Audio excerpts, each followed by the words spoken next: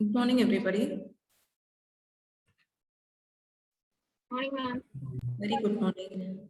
Good morning, ma'am. So today's class will be the last class of your polity, and I believe that we have a doubt clearing session also. Voice echo problem because I can hear my own voice. I can feel it echoing. Do you have some sort of disturbance with the voice?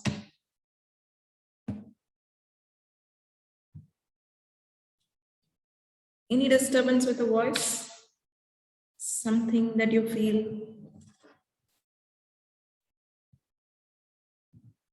No problem. Okay, fine then. Okay.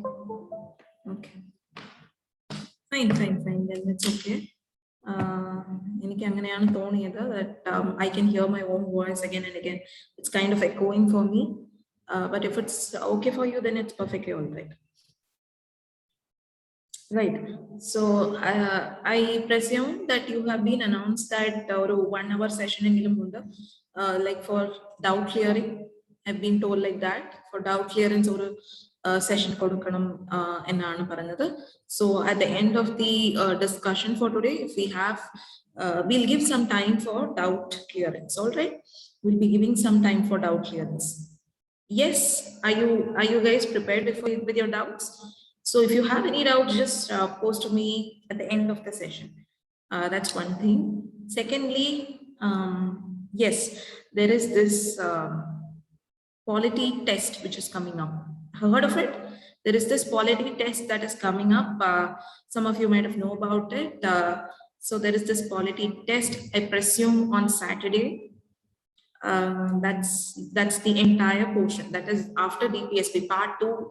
Part 2 of polity for another. That's after basic structure. That portion comes under your part 2. So adana sambandhicha oru test undu. Clear aano syllabus ellarunum clear aano? Anything that you have to ask about that test in particular? Ma'am, ഇപ്പം പഠിപ്പിക്കുന്നവരെയല്ലേ ഉദ്ദേശിക്കുന്നത്? നമ്മൾ കഴിഞ്ഞ test കഴിഞ്ഞിട്ട് തൊട്ട് ബാക്കിയുള്ളതല്ല full portion. ബാക്കിയുള്ളതെല്ലാം yes.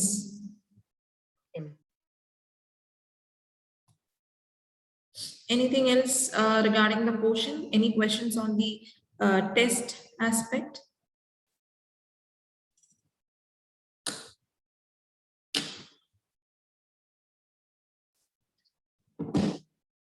Right. So no doubts about the test. So everybody, I presume, have understood about the test. So that's good.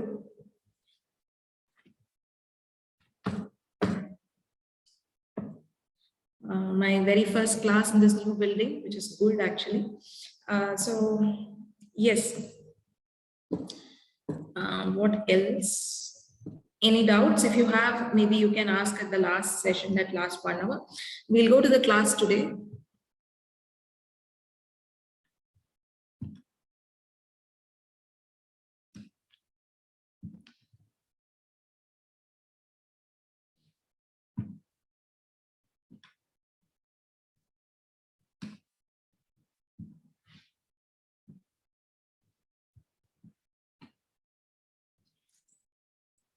Yes.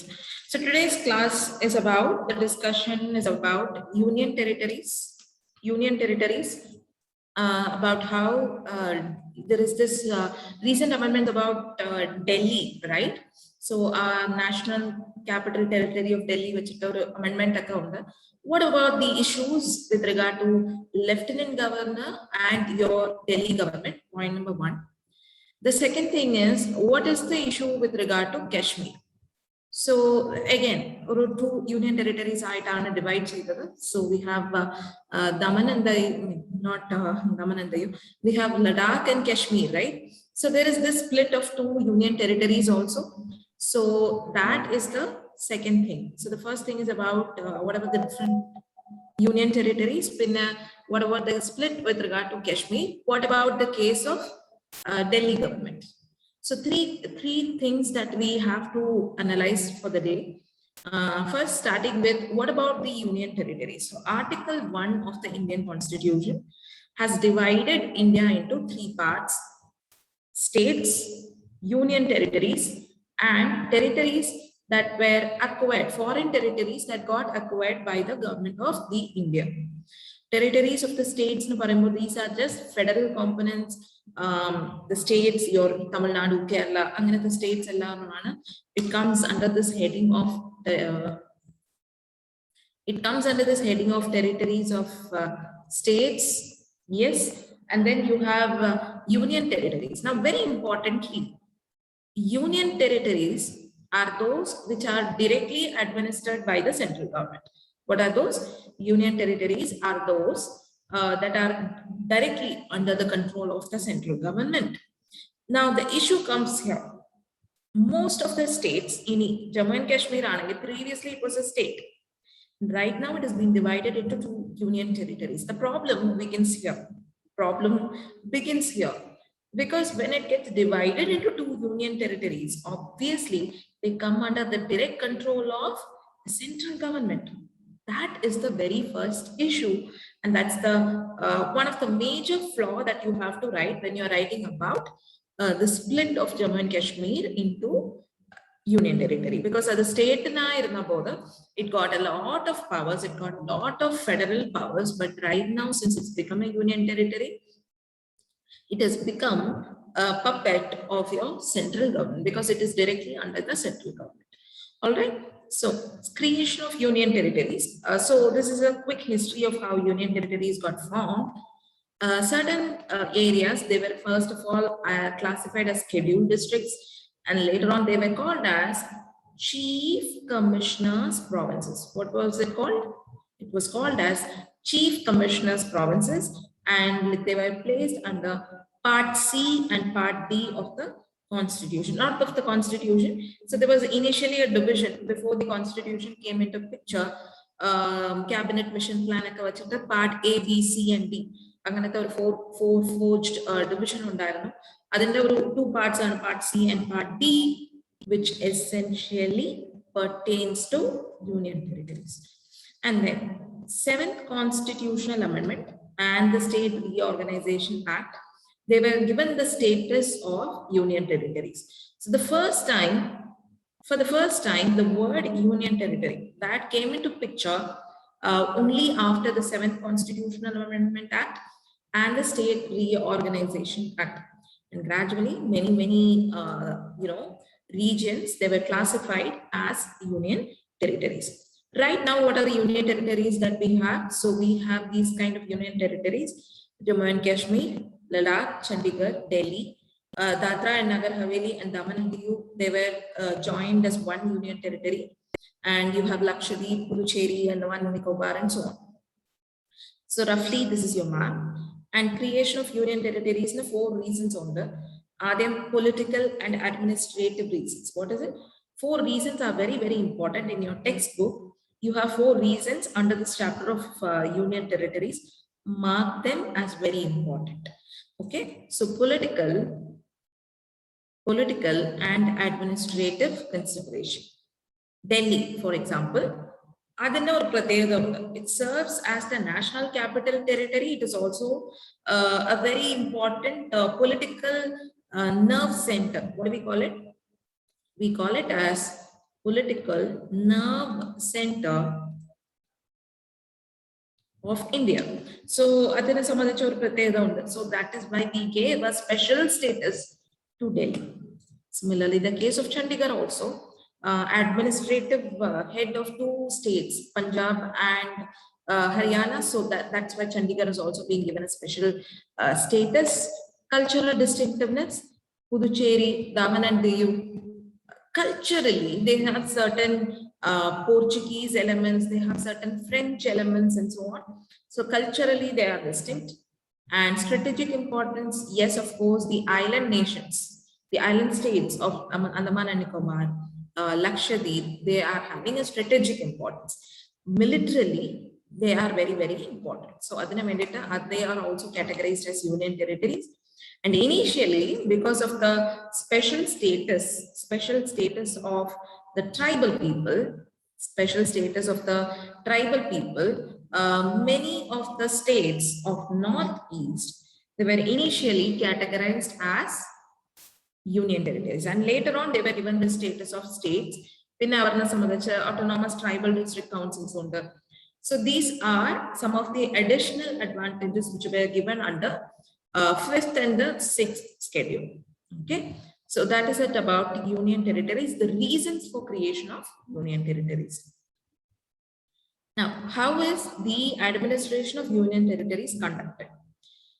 There is no uniformity. That's the first thing that you should remember. There is no uniformity in the administrative system. There is no uniformity in the administrative system, which means that sometimes it will be given to the governor of a state. Like example, the case of Puducherry, for example, let us take, for some amount of time, for some period of time, Puducherry was administered by the governor of Tamil Nadu. And later on, a separate Lieutenant Governor Kiran Bedi and all came.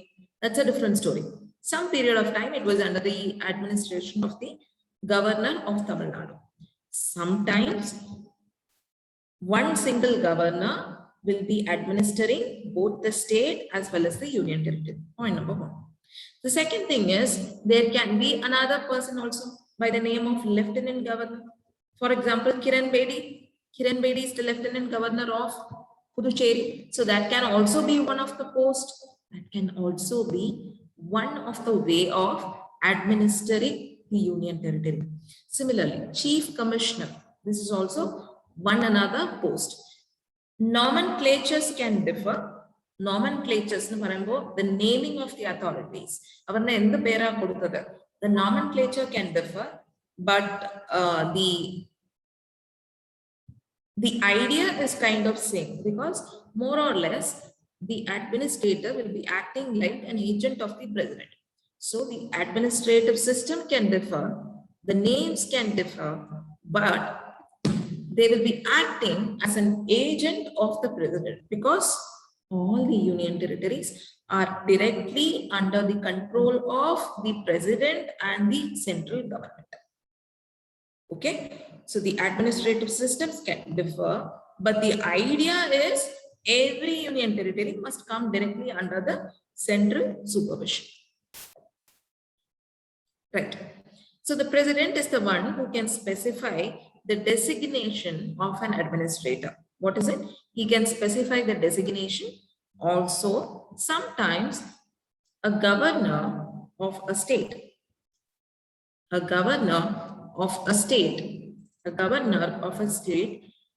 can be also given the power to administer a union territory. But in that capacity, when he is doing that, he need not consult his council of ministers. Why? Because he is essentially administering a union territory. This state council of minister should advise the president, should advise the governor in this particular aspect. Are you getting this point? So that is why the governor is not required to consult the council of ministers when he is administering the union territory. Right. Then Parliament's power with respect to union territories. So the Parliament can make laws with regard to any of the three lists when it comes to union territories. It can make laws on any of the three lists when it comes to union territories. There are certain exceptions, like for example, Delhi, there is certain exemptions, but exemptions will come to it later. Now, this means that the legislative power of the Parliament, it remains unaffected. Even when there is a legislature established for that particular union territory. Come on, tell me which are the union territories which has a legislature on its own? Delhi. Puducherry. Jammu and Kashmir. JNK, right? Anything else that you know of?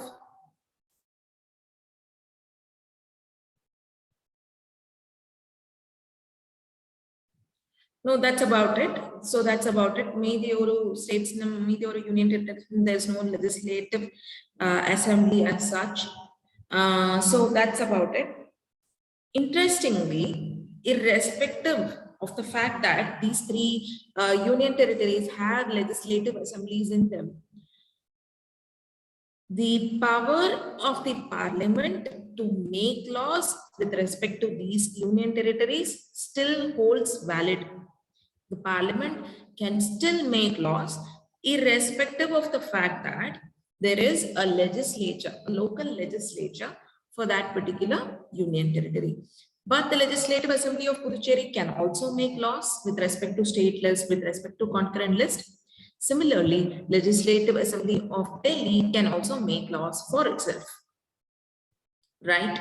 Now, Delhi is some other exception. The exception is that public order, place, and land. Public order, place, and land. These three, areas, the Delhi government cannot make laws because if they are going to make laws on public order, police, and land, sometimes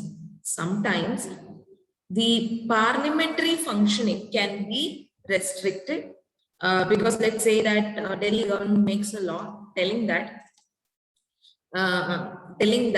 North Block and South Block, South Block and North Block are the important power centers of Parliament. So North Block and South Block, nobody is allowed to enter for because we have put a 144 order, a prohibitive 144 order in these two areas. The ministers will not be allowed to enter. So adana vendita police, land, public order. These three areas have been restricted for the law-making powers of Delhi. Okay, so these are roughly the areas. Now, presidential regulations. Apart from the laws which has been made by the parliament, the president can also make certain laws. The president can also make certain rules and regulations for the good governance, of certain union territories. A regulation which is so made by the president, it will be having the same powers just like that of your parliamentary act. So even for good governance, a president can make some regulations. Either laws Allah, it's like a mere regulation. The governmental regulation, it becomes like a set of rules. It is becoming like a set of rules, like how your Supreme Court gives some rules, how your executive brings some rules. Executive rule, it is not equivalent to a legislative act, but it has the same powers like your legislative act. Why do I tell that it is not equivalent to a legislative act? Now that is because how do you think a legislative act is passed? Bill passed we have to accept it in the houses of the parliament, and that is how a law gets formed. But this one, a regulation which is being made by an executive, like your president, does not need the scrutiny, does not need the approval of the parliament. So it is not a legislation, it is not a law, but other rules are which everybody has to obey. Okay, so that is it about the provisions with respect to president. What happened in Delhi? What happened in Delhi? Special provisions for Delhi, that is what we are going to read right now. The first thing is 69th Constitutional Amendment Act. What is it? 69th Constitutional Amendment Act gave specific powers to the National Capital Territory of Delhi. It gave a special status to the Union Territory of Delhi, redesignated it, or name change on it, redesignated it to National Capital Territory of Delhi, and the administrator of Delhi as Lieutenant Governor, of the Lieutenant Governor of Delhi. So what happens here? The first thing is for special provisions apart from that, change of nomenclature, change of names that has been done by 69th Constitutional Amendment. Now, it also created a legislative assembly and a council of ministers. It also created a legislative assembly and a council of ministers. Previously, what was there in Delhi? There was a metropolitan council. There was this complete, what do you call? A legislative assembly that has been created exclusively for Delhi. And 69th Constitutional Amendment Act added two new articles. Article 239AA and 239AB, under which Union Territory has been given a special status. Now, can anybody tell me what is the article under which Puducherry has been created? Or for that matter, any Union Territory has been created? The article by which it's actually 239A. Remember that. Now, Delhi in Samadhicha, there is one separate article that has been created by the 69th Constitutional Amendment, which is called as 239AA and 239AB. Okay, so what is the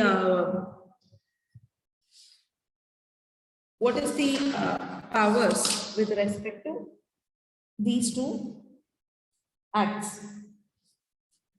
Just a second. Right.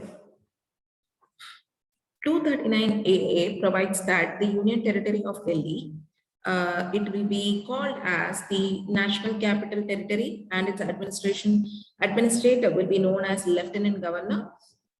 Now, this is Article 239AA. Article 239AB says that President may by order suspend or the operation of any provisions of Article 239AA. So the complete power is being given to the hands of President. Apart from that, 239AA also says that Delhi legislative assembly that legislative assembly will be given powers with respect to state list, concurrent list, except for public order, police, and land. Do not ever forget these three exceptions. It is very important. Except for public order, police, and land, Delhi government can make orders with regard to anything else. Anything else in the state list, anything else in the concurrent list. Right? So what is Article 239AA? Uru designation with respect to Delhi government. They have given a particular name change. Apart from that, they have also given a legislative assembly. Point number one. What is Article 239AB? It tells that President has been given the absolute powers to suspend the provisions of Article 239A. Okay, so these are roughly the provisions of 69th Amendment Act. Let me solve the doubt that you have asked. President create China law violate China punishment applicable ano? Yes, it's okay. Let me tell you this. Do you think your ministers, for that matter, your ministers, let's take Kerala ministers, okay, MLAs. Understand this. They also have the power to make some departmental regulations. They also have the power to make some departmental regulations. Like, for example, Ministry of Health and that particular health minister can make some departmental rules and regulations pertaining to health ministry, health department. That has to be obeyed. If you're not obeying it, you will be punished as per the rules. As per the rules, our punishment follow. So these are called as executive regulations. These are called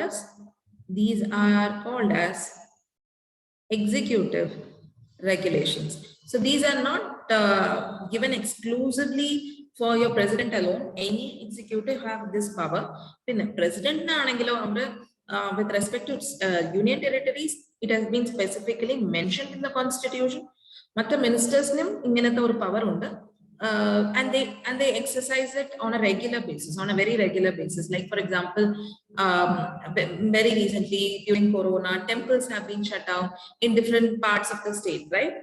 It's not a law, it's an executive regulation. It's an executive order that you have to obey. So something like that. All right, got the point? Clear, Arno?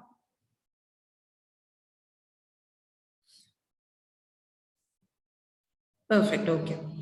Fine, let's move ahead.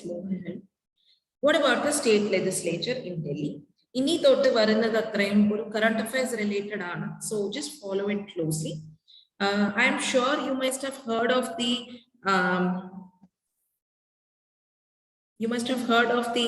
National Capital Territory of Delhi, Government of National Capital Territory of Delhi Act of 2019. Heard of this?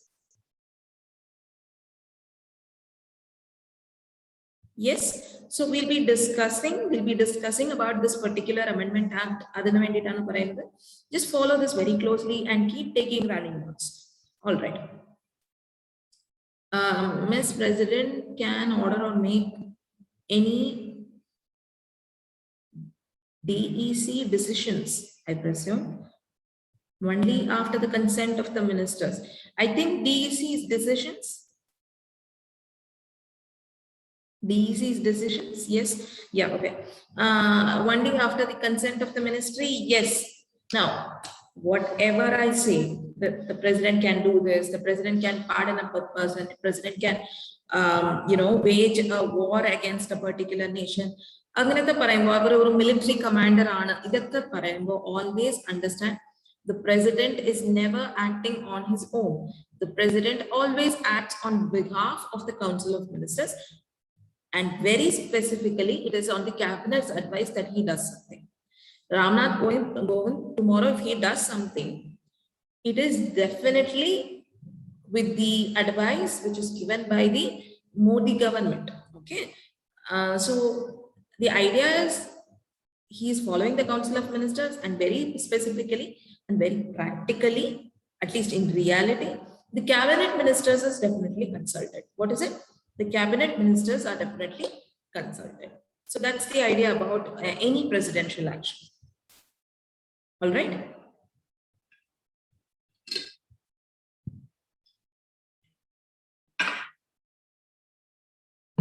Right.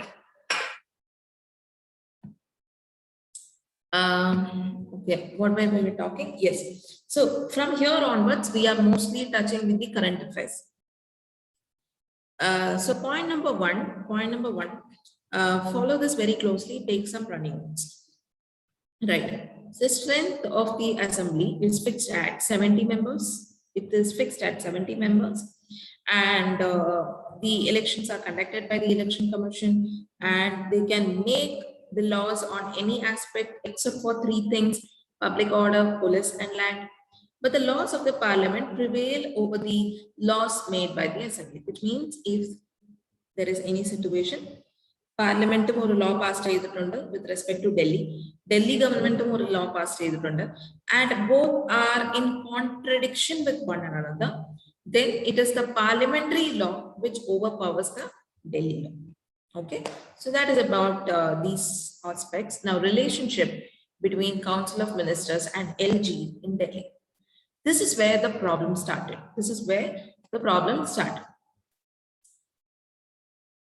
So the chief minister, he is appointed by the president. He is not appointed by the lieutenant governor. This is another point where students can commit a mistake. This is an important point where students can commit a mistake. Mark it up in your book. The chief minister is appointed by the president of the nation and not by the lieutenant governor. Usually, if you want a chief minister of Kerala is appointed by the governor of Kerala. Chief minister of Tamil Nadu is appointed by the governor of Tamil Nadu. But chief minister of Delhi is appointed by the president of the nation, not by the lieutenant governor. And the other ministers are also appointed by the president. The Council of Ministers, headed by chief ministers, aid and advise the lieutenant governor in the exercise of every functions. In the exercise of every functions, they keep advising him. No issues till this. Except, if a problem starts coming, except in so far as he is required to act in his discretion. Now, except in certain situations when he is supposed to act in his discretion, which is not clearly mentioned where he has to be acting in his discretion. Probably or elected government in a choose item, discretion. But except for those conditions, in those conditions, everywhere else, the lieutenant governor has to act as per the aid and advice of the Council of Ministers and the Chief Minister. But there is a small problem. If there is a difference of opinion between the Lieutenant Governor and the Chief Minister and the Council of Ministers, what happens? Then there is a difference of opinion between the Lieutenant Governor on one hand and the Chief Ministers and the Council of Ministers on the other hand. Now, interestingly, the article says that in case of the difference of opinion, the Lieutenant Governor can approach the President of the country. He can approach and get the opinion from the President of the country and act accordingly. You know what's the problem here? What's the problem that happened here? Everything became a problem. Every decision became a difference of opinion. Whatever Aam Aadmi government says, whatever Aam Aadmi government and Arvind Kejriwal, whatever they say, that will not be acceptable to the Lieutenant Governor. And whatever the Lieutenant Governor says, it will not be acceptable to the Council of Ministers and Arvind Kejriwal. So this has been going on. And remember, Arvind Kejriwal is sitting right under the nose of Modi ji, and he is doing all given, and he's troubling Modi ji to the maximum. In a good way or in a bad way. That's politics. We need not enter into it. But problem is, this is elected government. Arvind Kejriwal, Aam Aadmi Party elected government. Essentially, they have the complete authority.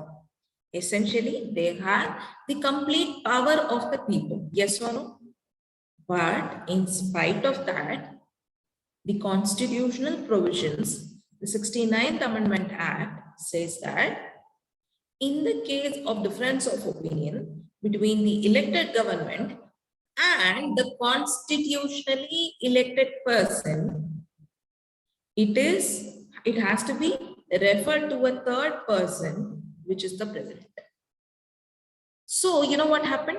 Everything is coming to be a problem, and every issue is being referred to the president. Every issue is being referred to the president.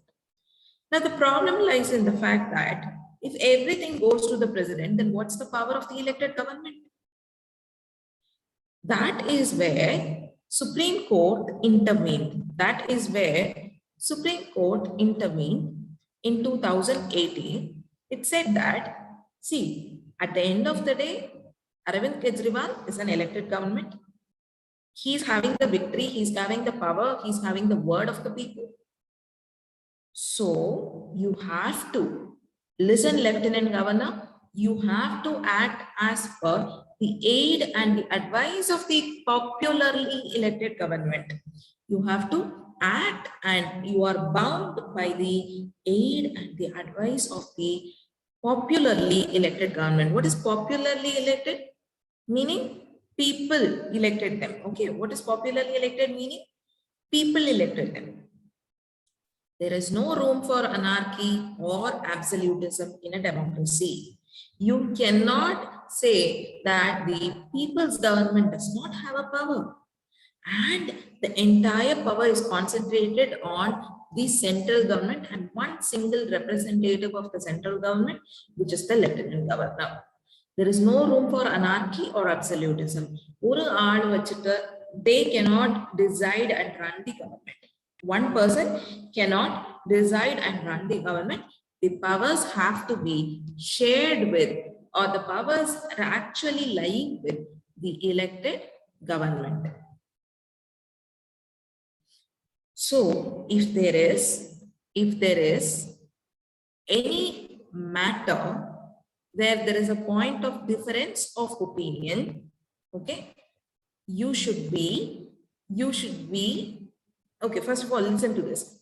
Real authority to take decision lies with the elected government. These are all Supreme Court's words. These are all Supreme Court's words. Real authority to take the decision lies with the elected government. This is the meaning of aid and advice. All right. Yes, real authority lies with always with the popularly elected government. Now, there is no independent authority with the lieutenant governor to take his own decisions. Trivial difference of opinion. What is trivial difference of opinion?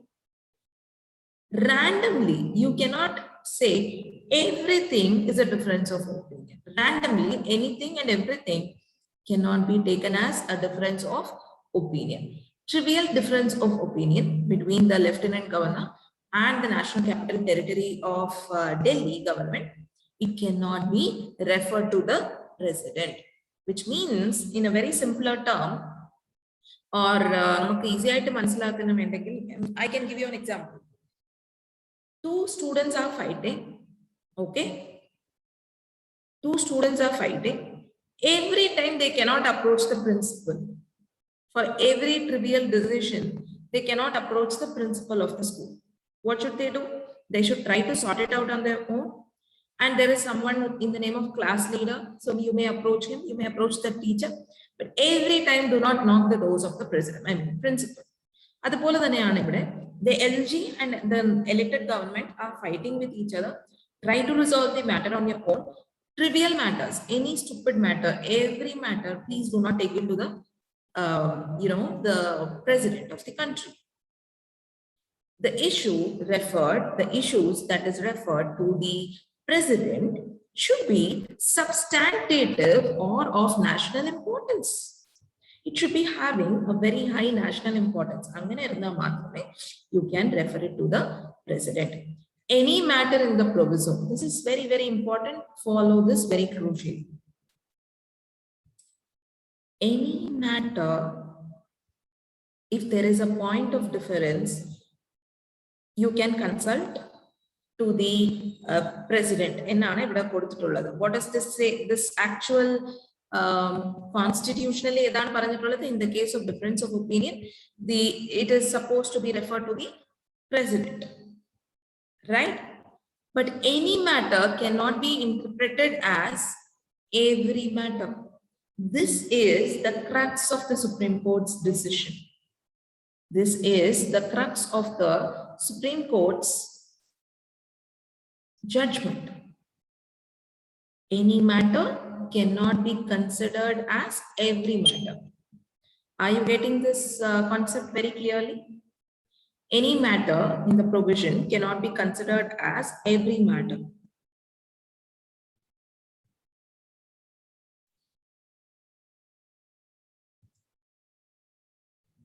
Yes, are you understanding this point?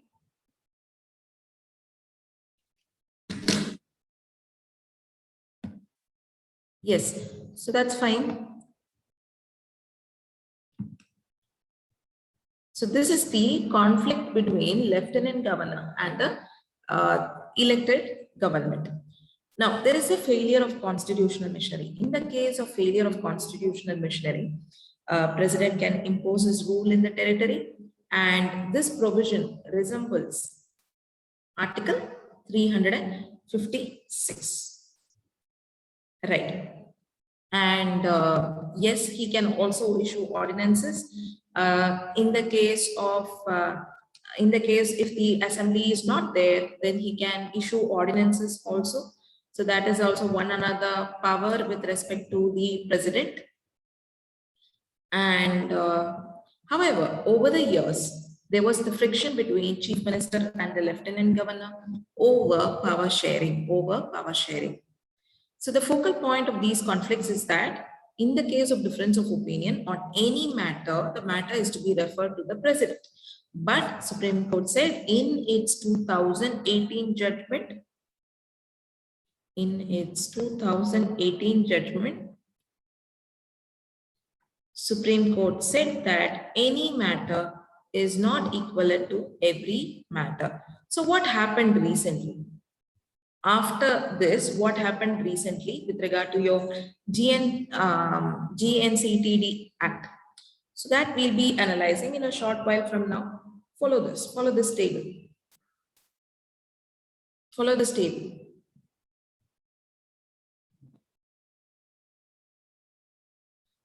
Their relationship with center is federal. The states, comparing states and union territories are. So the states in the relationship with the center is federal, whereas this is kind of unitary. Why do we say that? Because the union territory is under the direct control and the administration of the central government. So the states is having a federal sharing of power. Union territory is having a unitary sharing of power. They have complete autonomy. They do not have that kind of autonomy. There is uniformity in their administrative setup. There is no uniformity. There is a different nomenclature. In some other union territories, you have a legislative assembly. Mata union territories like that, you do not have a legislative assembly. So there is always a difference in the administrative setup. Their executive head is governor. They are called by different names: lieutenant governor, chief commissioner. Names. A governor is a constitutional head of a state. An administrator is an agent of the president. Parliament cannot make laws on the subjects of the state list except in certain extraordinary circumstances.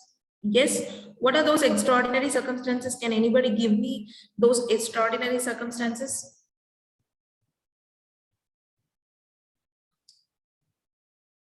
Can anybody tell me what are the extraordinary circumstances in which Parliament can make laws for the state government? Emergency. Emergency, national emergency. Emergency can be one word. What else?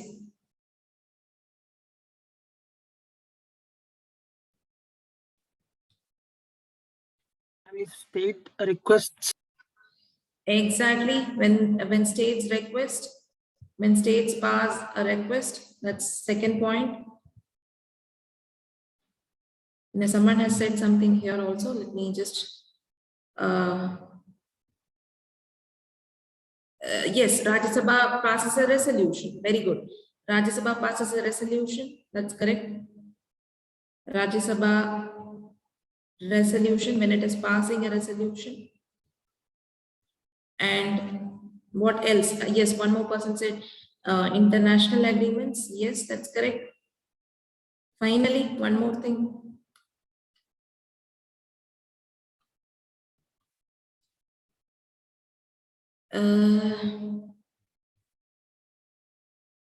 No, redrawing the territories, creation of new state are different. That is the case when you are making some rules not under your state list. You're creating a new state. That's a different scenario. It comes under Article 2, 3, and 4. So that's a different scenario. There is a different case in which Parliament can make laws on the subjects of the state list in 5 situations. Let me see if somebody has given it. President's rule. President's rule. Yes, that's correct. More or less, I think you have answered everything. Let me just go back and yeah, okay. So that's it. No new point. So roughly these are the situations with regard to comparing your states and comparing your union territories. So where do you find this? Where do you find this in your Lakshmikant book? So you can see Relations. Center state relations. Yes, you can find this in your center state relations. Yes. So ruling of the Madras High Court. Now, interestingly, before coming to what happened with Delhi, something else also happened in between Kiran Bedi and the ruling government of Puducherry. So that's what we are going to read right now. What happened with regard to Lieutenant Governor Kiran Bedi, and always these two people cannot see their faces. They are that kind of enemies. Kiran Bedi cannot see Narayanaswamy, the Chief Minister of Puducherry's face. The Chief Minister cannot see Kiran Bedi's face. They are like that. Why? Because Kiran Bedi is very, very active. She is a very proactive woman. She jumps into the street, starts doing activities of Swachh Bharat Abhiyan. So she conducts a lot of proactiveness. She shows a lot of proactiveness. She'll suddenly visit a department, question the departmental officials. This person, the Chief Minister and the Council of Ministers, quite naturally, they felt irritated. They felt irritated that why is this Lieutenant Governor taking so much of activities with regard to the regular functioning of the Puducherry government. It is my role. It is my role. I am the Chief Minister. I have to set up rules for this union territory. But why is this woman taking, a proactive role everywhere? So, idine vendittu oru ego clash aanu. Sherikum parayananengil idu oru ego clash aanu. Who should be taking what sort of a role? So that's about it. And essentially, what's the problem? The interference of the LG would amount to running a parallel government. There is a lot of interference from the Lieutenant Governor's side. So it's like more or less running a parallel government. And the central government as well as the administrator should be true to the concept of democratic principles. What is the democratic principles? Yeah. An elected government has to be compulsorily obeyed. An elected government has to be given the ultimate powers. Right? That's the correct thing, right? But adana allow cheyada, the lieutenant governor will take up too many powers. So Narayanaswamy and Kiran Bedi will always be fighting with each other. So he says that all the decisions which is being taken by him, it is binding on the secretaries and the other officials. But Kiran Bedi says that no, these secretaries, these other governmental officials, rule pass follow because I have that kind of a power. So that's what she says. And also, the High Court also said that the administrator, he or she is bound by the aid and the advice which is given by the Chief Minister along with the Council of Ministers. This is High Court paranja oru statement aanu. And Article 239A, yes, this is the article with which Puducherry government, its legislative assemblies, everything has been set up using Article 239A. Remember this article also. It symbolizes supremacy of the legislature over your administrator, lieutenant governor, in the case of union territory. So what does the High Court say? It is always be as per the 239A article. Now, 239AA, your Delhi government planning clause on the any sort of discrepancy can be referred to the president. So, it is said that as per Article 239A, supremacy must be given to the elected government. So, please aid and you act as per the advice given by the elected government as well as by your Council of Ministers. So that was the advice which is being given by the High Court with regard to the issues of Puducherry government. Now, what about the source of power with respect to LG of Puducherry?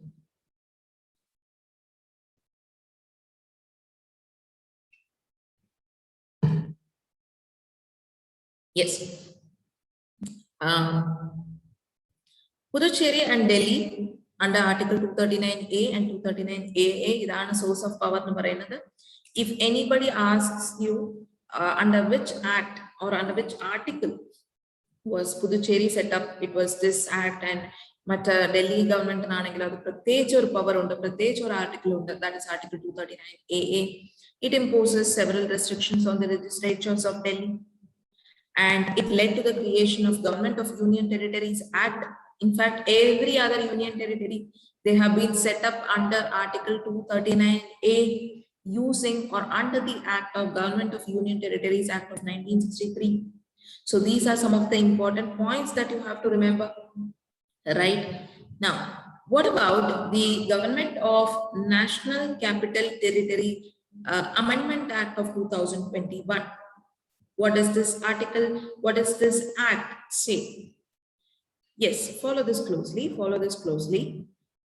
It gave primacy to the lieutenant governor over the elected government in the city.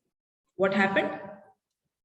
It gave primacy. Primacy in Parambo, three importance has been given to lieutenant governor over the elected state government. What are the salient features of this particular amendment act?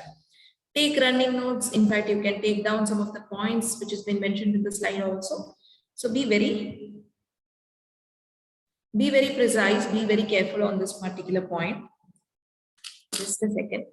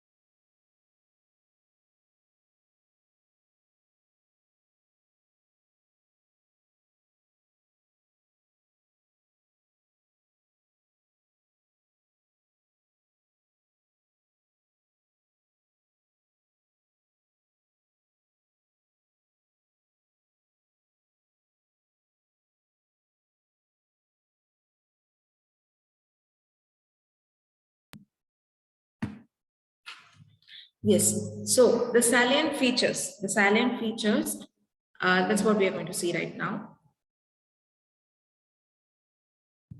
As per this particular amendment act, it states that the government in the National Capital Territory of Delhi meant the Lieutenant Governor of Delhi. Here itself, the point number one or flaw number one begins. What is it? What is the first flaw? How can you interpret, follow me very closely, how can you interpret the government in the National Capital Territory of Delhi as the Lieutenant Governor of Delhi? Government of Delhi in state government. How can you interpret the government as the Lieutenant Governor? So wherever, if in the future, if you are creating a particular legislation, and if you say that it needs the concurrence of the government of Delhi, it means the concurrence of the Lieutenant Governor of Delhi, which is a very problematic clause. Second point, it gives discretionary powers to the Lieutenant Governor, even in matters where the Legislative Assembly of Delhi is empowered to make the laws. What is it? It gives discretionary powers to the Lieutenant Governor, even in cases where the Legislative Assembly law who is making laws, it is the Lieutenant Governor. So these 2 points have to be read together, point number 1 and point number 2.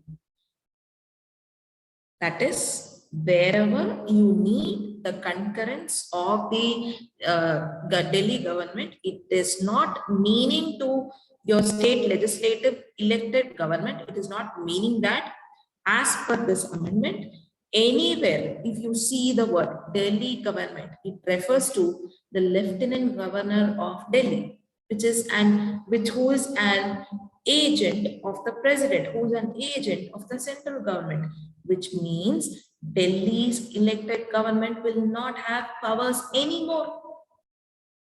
Delhi's legislative elected government will not have powers anymore. It will be acting as like a puppet government. It gives complete discretionary powers to the lieutenant governor, even in matters where the legislative assembly has got the powers. So it seeks to ensure that LG is necessarily given an opportunity to exercise his or her opinion, to exercise his or her opinion before any decision is taken by the Council of Ministers. So it bars the assembly to take up matters concerning day-to-day administration, because every day-to-day administration will also be taken by your Lieutenant Governor of Delhi, So what is the union government stand? What about its criticism? So the union government says that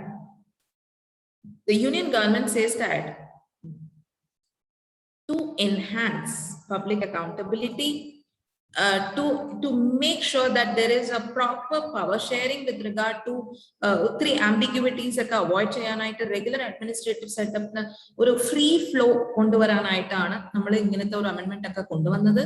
This will increase the administrative efficiency of Delhi, says the central government. This will ensure better relationship between the executive and the legislators എന്നാണ് union government പറഞ്ഞത്.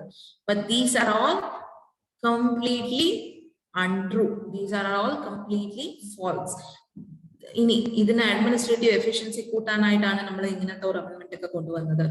ഇത് ശരിക്കും ഒരു relationship between the elected government and the legislator, and the lieutenant governor will be increase എന്ന് പറയുന്നത് അത്രയും ഒരു സത്യമല്ല. അതൊരു ഫോൾസ് ആർഗ്യുമെന്റ്സ് ആണ്. അവർ ചെയ്ത ഒരു ആക്ടിനെ, അവർ കൊണ്ടുവന്നിട്ടുള്ള ഒരു അമെൻമെന്റ് ആക്ടിനെ പ്രൂവ് ചെയ്യാനായിട്ട് അവർ കൊണ്ടുവന്നതാണ് ഇങ്ങനത്തെ ഒരു ആർഗ്യുമെന്റ്സ് ഒക്കെ. ഇതിനൊക്കെ there is nothing solid in it which can be believed. Okay, before coming to criticism, let me take your doubts. Third point, repeat cheyamo. Okay, what is the third point? Let me go back. Yes, even I presume, what's the third point? This is the third point.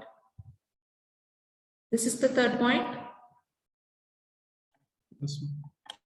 Okay, so it seeks to ensure that what was the previous initial position? If there is any activity of the lieutenant governor, he should be acting in the aid and the advice of the Council of Ministers. അങ്ങനെയാണല്ലോ ആദ്യം ഇരുന്നത്. അതിനെ ഇവർ amend ചെയ്തിട്ട് he need not act as per the advice given by the Council of Ministers. He can act individually by giving his or her own opinion. He can act individually. അങ്ങനെ ഒരു point ആണ് the third point. Mention something like that. He need not obey, or he need not compulsorily follow the aid and the advice given by the Council of Ministers. He can give his own opinion, and if there is any discrepancy, you can take the matter to the president. But ഇവിടെ എന്താ കൊടുത്തത്? The government എന്ന് പറയുമ്പോൾ, the opinion of the government എന്ന് പറയുമ്പോൾ, it is essentially the opinion of the lieutenant governor, which means right now the situation is, no matter if there is a discrepancy, even if there is a discrepancy, it is the lieutenant governor's voice which will be much more predominant in the case of the Delhi government, because point number 1 has completely shifted the balance of power towards lieutenant governor, and your elected government is no longer valid. The amendment says that. The amendment says something like that. Look at the criticism. So the latest amendment will greatly reduce the efficiency of the elected Delhi government by making it compulsory. What is imperative? Compulsory for it to hold consultations with LG, with the lieutenant governor, even when there is an urgent action. Significantly, the LG is not obliged to give his opinion to the state government, and LG could politically exploit. There is unbridled powers. What is unbridled powers? too many powers, excessive powers have been given to the LG, and he could politically exploit these powers against the ruling government. It is totally against the spirit of federalism, because ഇവിടെ എന്താ സംഭവിച്ചത്, elected government യാതൊരു പവറും ഇല്ലാത്ത എല്ലാ പവേഴ്സും has been given completely to your lieutenant governor. So that those are the criticism. The elected government has been greatly reduced in its role of operations. I repeat, the elected government has been greatly reduced in its regular day-to-day administrative activities. So these are the criticisms. The very first criticism that you should be writing is that it is against the spirit of federalism. It is against the next point is it is against the voting authority which has been given to the people. It ridicules, it greatly reduces the powers of the elected government, because the amendment has amended the word government to mean the lieutenant governor of Delhi. The amendment has amended the government in the NCT territory of Delhi to mean as the lieutenant governor, which means it gave discretionary powers to the lieutenant governor in every aspect of the regular administration of the Delhi government. Right? So that is about the criticism, and that's something that is very, very against your aspects of federalism. That is against the aspect of federalism. Everybody understood this? We'll move to Jammu and Kashmir after this. Everybody, at least I need a couple of ASs. Ma'am, is there any case challenging that? Yes, it is. It is going on. It is going on. But still this power amendment holds true in എല്ലാവരും മനസ്സിലായോ, so that I can move to Kashmir point.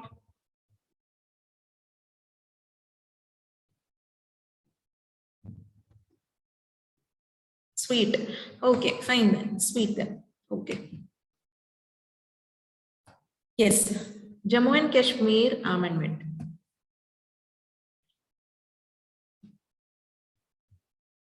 Just a second.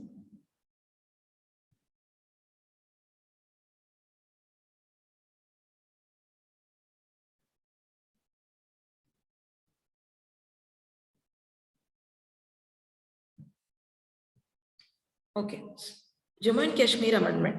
History of Article 370. Ini, what happened with regard to this instrument of accession? എങ്ങനെയാണോ Hari Singh has been threatened by the government of the country? That will be taken by post-independence consolidation classes. So that's a different story. How we, what happened immediately after independence. That's a story of post-independence consolidation. But we'll be essentially sticking to the aspect of Article 370. Why is there so many controversies over that? So those aspects we'll be discussing now. Okay, those aspects we'll be discussing now. Criticism of this entire act, what are the implications or the consequences of it? All those we'll be discussing today. Or essentially, if there is a question that is coming up in mains, you will be able to answer it at the end of this discussion, and you will be able to answer a considerable amount of questions in prelims also. So that's the idea. Some 4-5 slides alone we'll take up. That's the idea of this lecture, right? So understand something. Wait one second. I have my own notes also here. Yes. So, in the light of the circumstances under which J&K acceded to India, first of all, government gave some lot of special status. Okay, in the light of the circumstances, historically, subjected to a lot of injustice. Adana mandatory special provisions കൊടുത്തിട്ടുണ്ട്, adana mandatory temporary provision കൊടുത്തിട്ടുണ്ട്, and that is your Article 370. That is your Article 370, because of which the J&K government also agreed to become a part and parcel of our country. But they were given a separate constitution, they were given a separate provisions or temporary provisions they became a part of the country of India. Now, the point is, what were these kind of special provisions? First of all, they were given a separate constitution. They were given a separate constitution, and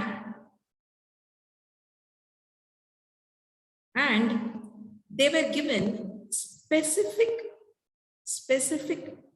powers, except for defense, foreign affairs, finance and communications. Except for defense, foreign affairs, finance and communications, Parliament needs the state government's concurrence for every other law in order to be applicable for Jammu and Kashmir. Except for defense, foreign affairs, finance and communication, whatever else is there, if the Parliament has to make a law with regard to Jammu and Kashmir, it has to get the concurrence. What is concurrence? What is the equivalent word of concurrence? Permission. Permission of the state of Jammu and Kashmir. This is the first special provision. Avarna Samadhicho a separate constitution. That's the second most important thing. And further, no amendment under Article 368 is applicable to the state except when it is made through a presidential order. എന്തെങ്കിലും ഒരു amendment ചെയ്യുന്നുണ്ടെങ്കിൽ അതൊരു presidential order ആയിട്ട് തന്നെ നമുക്ക് pass ചെയ്യാൻ പറ്റും. You cannot apply Article 368 here. Okay, and very, very important is these two things. Article 35A. Article 35A. It gave a status of permanent resident status to a certain people, not to certain people, to people in Jammu and Kashmir, to the permanent residents of Jammu and Kashmir. Avarne recognized that they have been given certain special powers. Like what? Like only them, they can hold, certain public offices in Jammu and Kashmir. If there is any government job, it is reserved only for these permanent residents. They can alone buy property in Jammu and Kashmir. The outsiders, people from India, they cannot buy property in Jammu and Kashmir. Government scholarships has been reserved for them. And very, very importantly, suppose let us say that a woman marries somebody from outside Jammu and Kashmir. Her property will not be transferred. Her property rights will not be transferred to the other persons or something like that, because property is essentially a character with regard to the permanent residents. So some things like that have been given. Yes, so after August 5, after August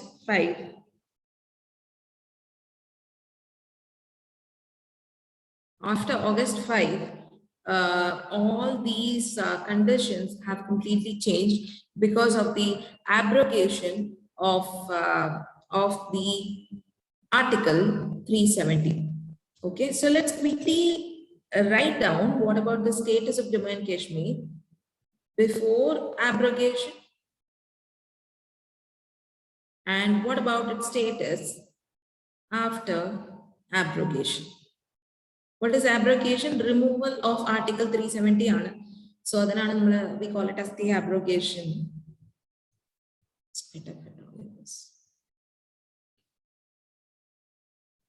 Yes, can you give me some of the important points that you know of?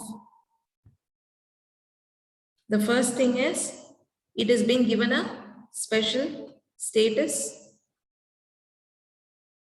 It has been given a separate citizenship. Jammu and Kashmir in a separate citizenship. Apart from the general Indian citizenship, they also have the Jammu and Kashmir citizenship. The pen is not working with this system. I do not know how that is possible, but yes. Separate constitution, separate flag, yes, that also can be added.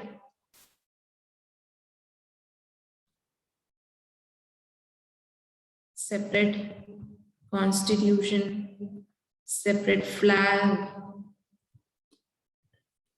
and then the Let me write here, that would be better.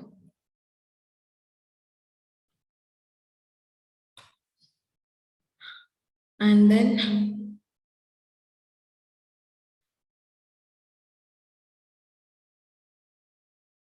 there are certain restrictions with fundamental rights also. There are certain restrictions with fundamental rights with regard to DPSP and so on.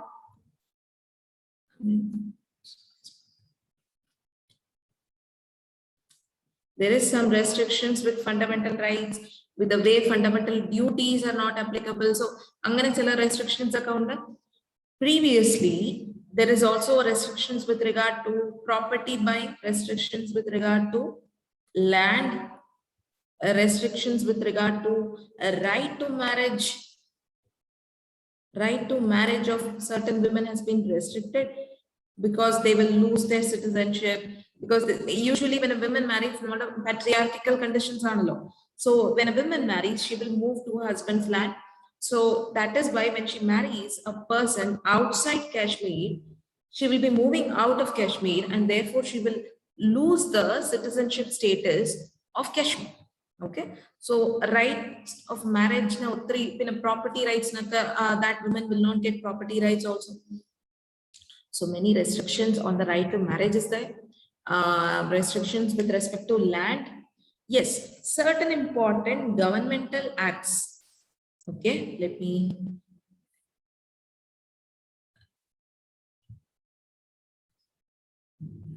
Seventh point, I'm writing here and there, bear with it. Ranbir Penal Code was the main criminal code which was applicable, correct? That was another thing. That is correct. RPC. That is correct. So there was a criminal code. Namada anengila CRPC undu, IPC undu. Shavarna anengila Ranbir Penal Code. So that was the their system of laws itself was very different. So that was another point. And what was I about to write here? I was about to certain governmental policies. Like for example, the RTE Act.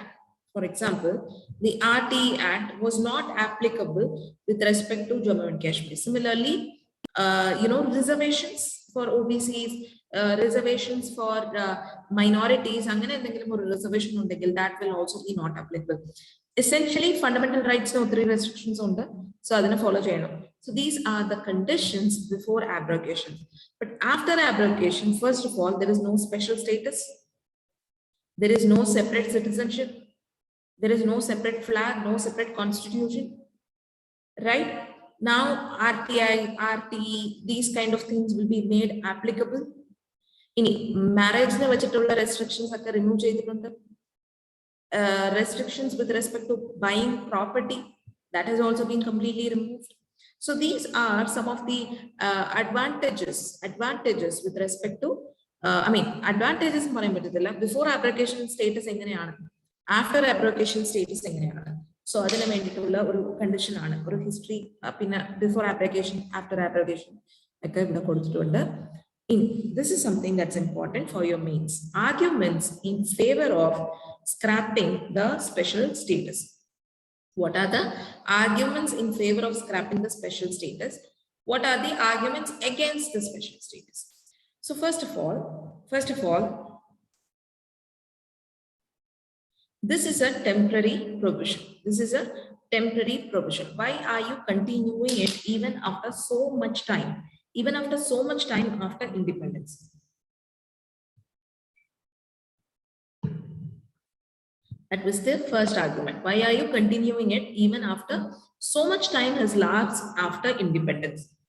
Why should a special status be given to a particular state? The second point is, it was an impediment to integration. It was an impediment to integration. It was a problematic clause with regard to integration of the country. Socio-economic integration, political integration, impediment of integration. Even after getting independence of so many years, one state has been given some special status. So it is furthering the scenario of alienation. we are further alienating. What is alienating? We are further seeing it as a separate part from the rest of the country. It is further creating a sense of separate identity. So already Kashmir is burning with terrorism. You are also from the mainland, from the rest of the country, you are further portraying a picture as if Kashmir is a separate land. So it's a kind of, furthering, it's kind of furthering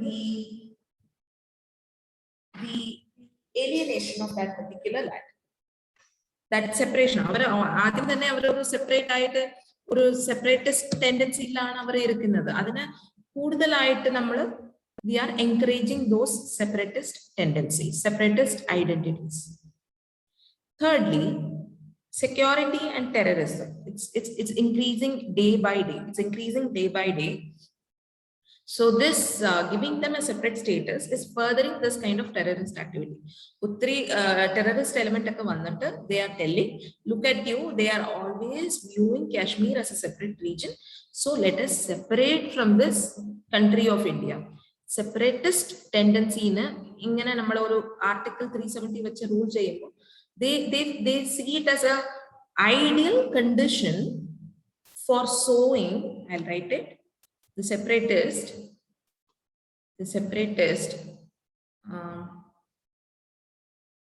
view Article 370 as an ideal ground for sowing seeds of separation. So groups like Taliban, groups like ISIS, they are furthering their ideology. They could further get the youth support from Kashmir. The arguments say that because of Article 370, separate or state are considered terrorists are finding a favorable ground for sowing their separatist ideology. It is having a lot of security implications for the region also. So it is high time that the center intervenes in this matter.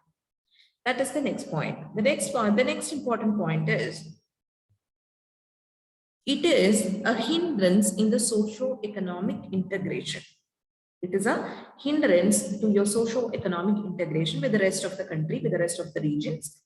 And many governmental policies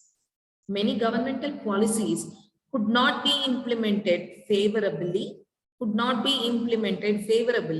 because these laws, it is, the Jammu and Kashmir Assembly itself says that these laws are not applicable to us. So presidential order law passed.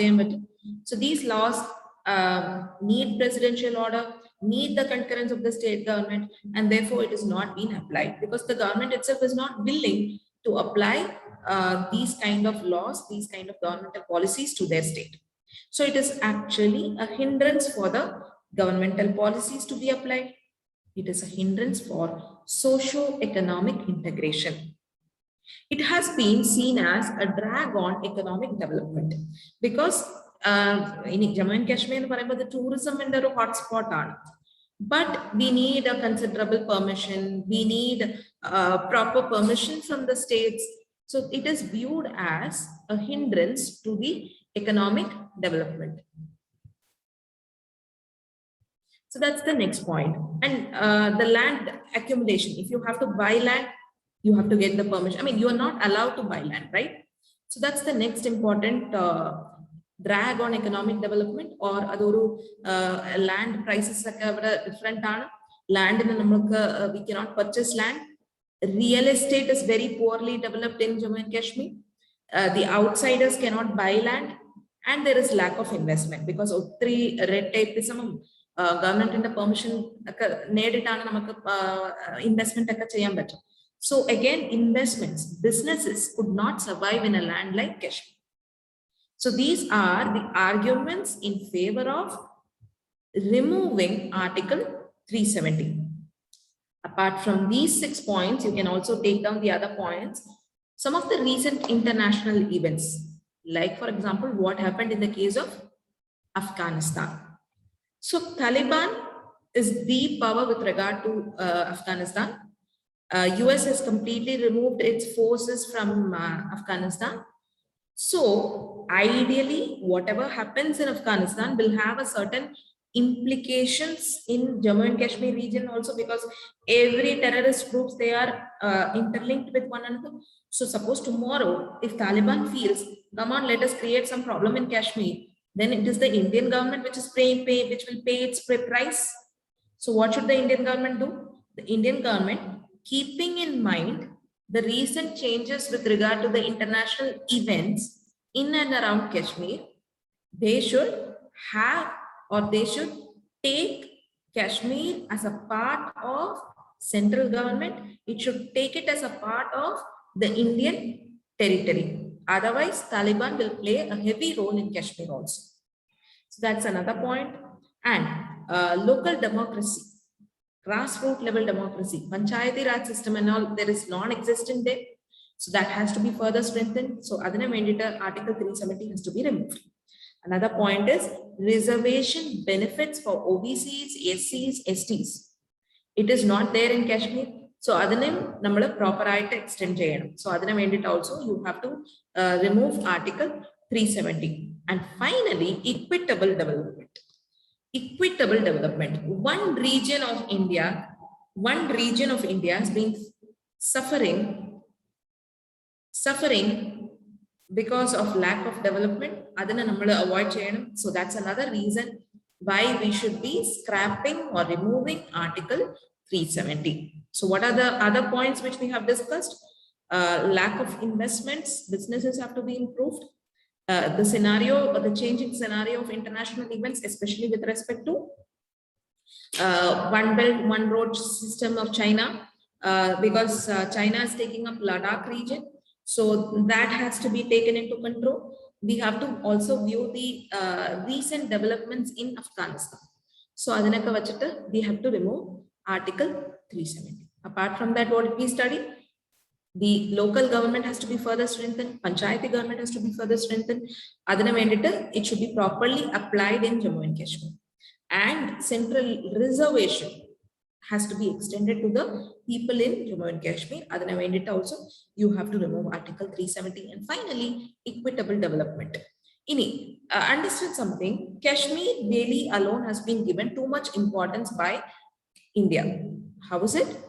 Kashmir Valley region alone has been given too much importance by India, leaving behind Ladakh. Ladakh has not been given much of importance by the government. So, inganathe chala problems, interior problems, internal problems. So, adanakka avoid cheyyanaayittulla oru most, reasonable thing is remove Article 370, bring in your central government's rule even under Jammu and Kashmir and Ladakh also. So these are the arguments in favor of removing Article 370. What about the concerns over the process which has been followed to remove this special status? This we will be taking up after some 5 minutes break. I presume everybody knows that today's class is going to be a 3-hour class. Yes, Monday timetable. So 3-hour class. So we'll be continuing Jammu and Kashmir. Maybe it will take another half an hour or something. And then we'll be taking up doubts. Yes, so we'll have a 5 minutes break, or what's the time now? It's 11:30. We'll meet up at around 11:35. All right.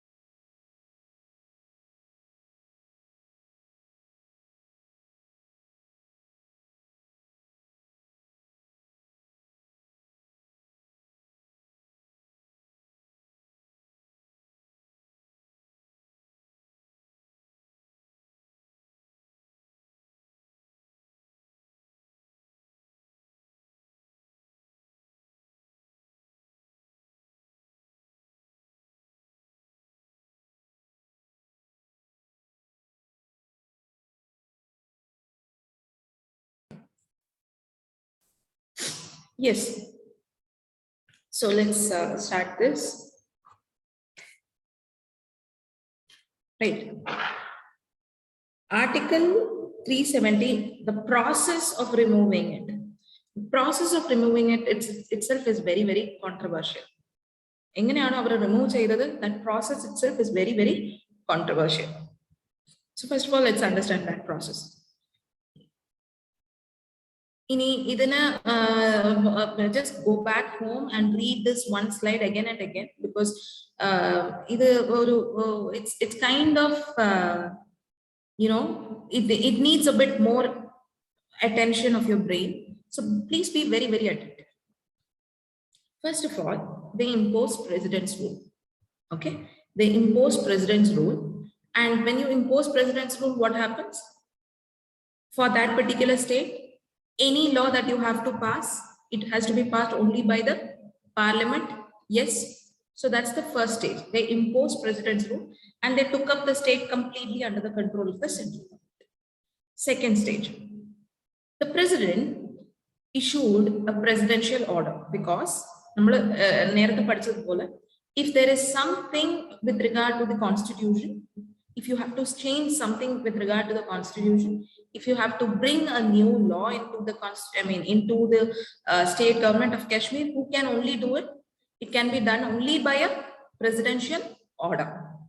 So for that, under Article 370 Clause 1, a presidential order has been brought. What was this order? What was this order? So this order, it amended Article 367. Using a presidential order, it amended Article 367. What is Article 367? This is the third stage. What is Article 367? So Article 367 says how to interpret the Constitution of Jammu and Kashmir. How to interpret Article 370. Interpreting provisions is being given under Article 367. So it amended Article 367, telling that the expression Constituent Assembly of the state, it is to be interpreted as Legislative Assembly of the state. What does that mean? So Article 370 Clause 3 says that if you have to amend any provisions under Article 370, you should have the concurrence of Constituent Assembly of the state. Ini, idu oru interpretative provision aanu. Using Article 367, the president amended Article 370, telling that this Constituent Assembly of State word he made it as Legislative Assembly of the state. So now I'll ask you a question. What is the legislative? There is no assembly here, because the state itself has been completely taken up by the central government. So there is no legislative assembly. If wherever you have this word of legislative assembly, the assembly has been completely taken over by the president under the president's rule. So wherever you are finding this word as the concurrence of the J&K government, concurrence of the legislative assembly, it essentially means concurrence of the governor who is acting as an agent of the president during a president's rule. So essentially, they completely removed Article 370 by amending a particular word in the Constitution of the Jammu and Kashmir Assembly, Constitution of Jammu and Kashmir, telling that Constituent Assembly of State in the that only Constituent Assembly of the state, 1947 Constituent Assembly, that Constituent Assembly, that term has been replaced by Legislative Assembly of the state. Now there is no Legislative Assembly because the Legislative Assembly has been completely dissolved, and in its place you have the president who is acting through governor. So essentially, if you have to make any changes in this scenario, it can be made, the amendment can be made using the concurrence of the governor and not the concurrence of the J&K government, because if J&K government in our entity instead of J&K government you have governor, because there is president's rule which is happening, and therefore they can easily remove this provision of 370 using a presidential order. So it is said in the Article 367 that any changes that you have to make can be made only by a presidential order. And therefore, they brought in a presidential order and they amended one of the interpretative clause. എങ്ങനെയാണോ അതിനെ interpret ചെയ്യേണ്ടത്, interpretative clause has been amended to mean that constituent assembly of the state in only with the concurrence of the constituent assembly you can bring some changes to the temporary provisions of the constitution of Jammu and Kashmir, but there is no more constituent assembly, because in place of it you have state legislative assembly. But even in the legislative assembly of the state you have the president's rule, so essentially it is the concurrence of the governor. So this is how they removed the temporary provisions, which is Article 370 from the Constitution. The effect of the 370, that remove cheyidilla, adinte effects akka remove cheyidittundu. Ennu parayumbo the article is still there in the Constitution, but it's no more valid. It is no more valid.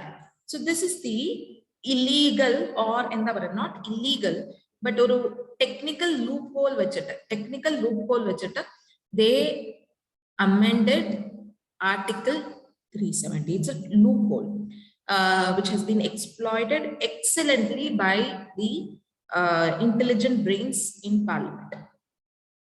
All right.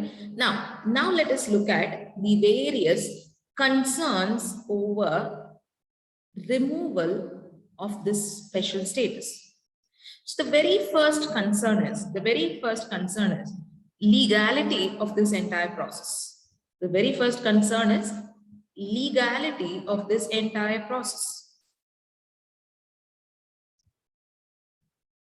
Legality of the presidential order.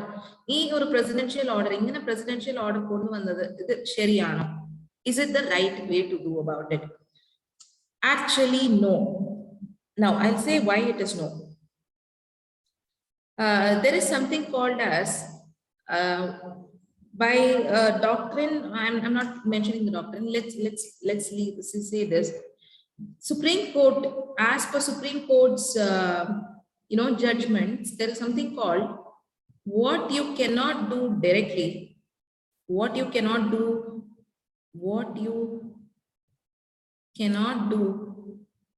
directly cannot be done indirectly also. So this is called as doctrine of colorable legislation. Doctrine of colorable legislation.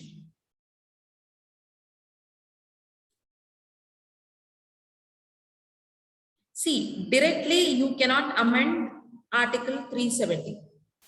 There is a lot of process for it.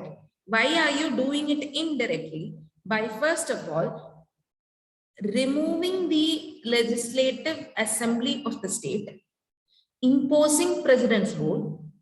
Using president's rule, you are passing a presidential order. By passing the presidential order, you are changing an expression in the temporary provision to mean the legislative assembly of the state. In legislative assembly of the state in our entity കാണുന്നില്ല, because നമ്മുടെ president's rule ആണ് അവിടെ ഉള്ളത്. So അതിനെ വെച്ചിട്ട് we are mentioning legislative assembly of the state to mean the concurrence of the governor, because അവിടെ ഒരു president's rule ആണല്ലോ. So this is an indirect way of doing it. You cannot do it directly. Why are you doing it indirectly? Colorable. You cannot openly tell it. Adana venditi you are doing it indirectly. This is doctrine of colorable legislation. This is completely illegal. What you cannot do directly cannot be done indirectly. Also, doctrine of colorable legislation. So this is an indirect manner. This Article 370 can be amended only with the concurrence of the elected state assembly of Jammu and Kashmir. The presidential order is an illegal way of doing it because you are not taking the broad consensus of the political parties which is involved. You are not taking the consensus of the people involved. You are not following consultations of the ground level representatives of the people. First concern. And remember to write about doctrine of colorable legislation also. So the legality of the amendment itself is questioned. The second point is misusing the president's rule, and the concurrence of the governor as a substitute for the elected assembly. You are misusing the president's rule and the consultation and the concurrence of the governor as a substitute for the elected assembly, which is very, very unfair, which is unfair to the elected assembly. Yes, so that's the second point.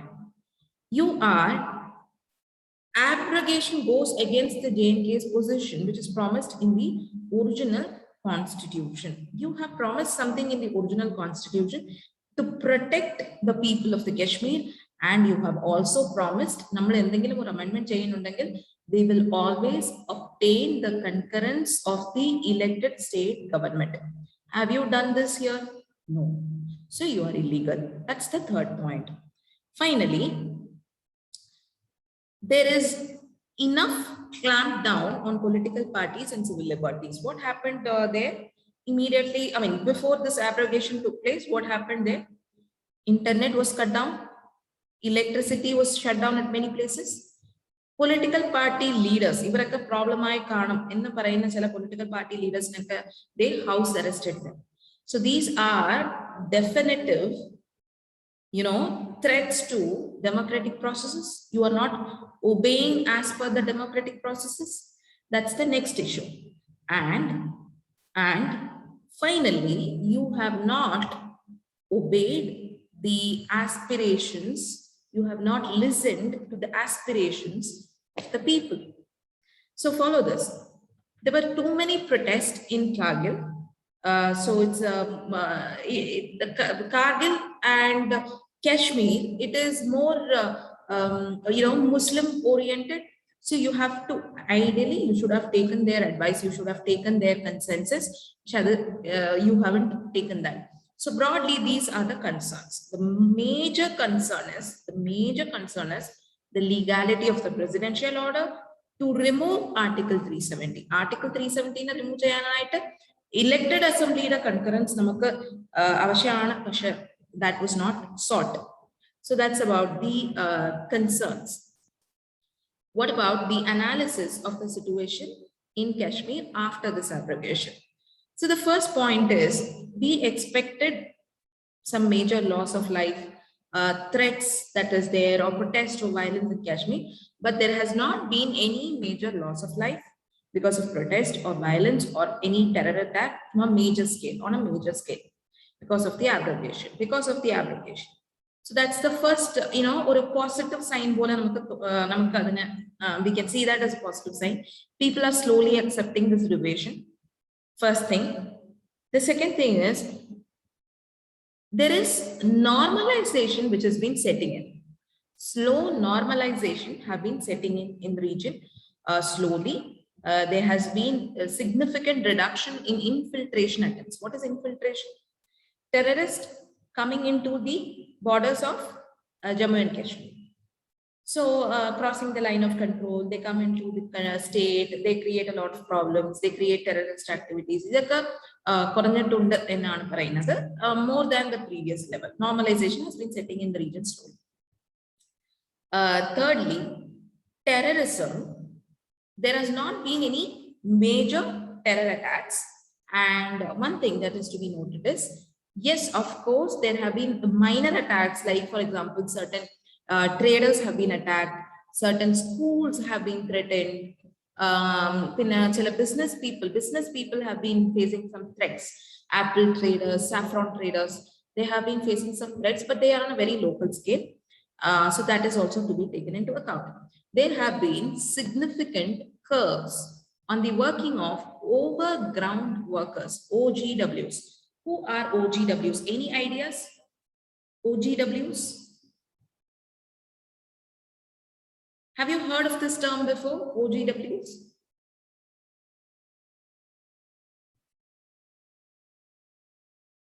Yes, no? Have you heard of OGWs?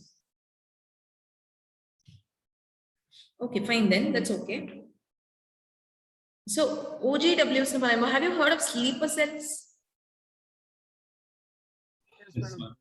Sleeper cells, yes.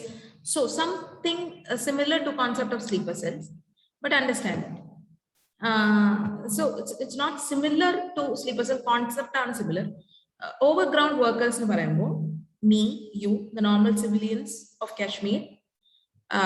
So we will be normally conducting our lives in the regular time period. We will go to the shop, we will work, we will earn our money, come back home, lead our life normally. This is what happens usually. But when we get information that certain terrorists are coming in, we sympathize with them and we will be giving them space to hide in our home. We will be giving them food to eat. We will be misguiding the police officers. No, there is nobody here, but we saw someone in the next street. Please go and see them. Something like that. Overground workers, civilians are, but they are indirectly helping the terrorist. So this OGWs, the work of the OGWs has been considerably reduced because of the intervention of the central government and the police force in general.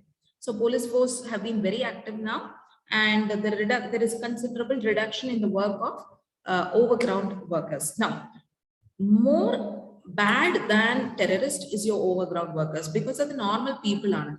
If in people's minds, if we are not attached to this nation, that's pretty bad, right? So that is that has to be removed, and that has been removed after this abrogation of Article 370 to a considerable extent. In total,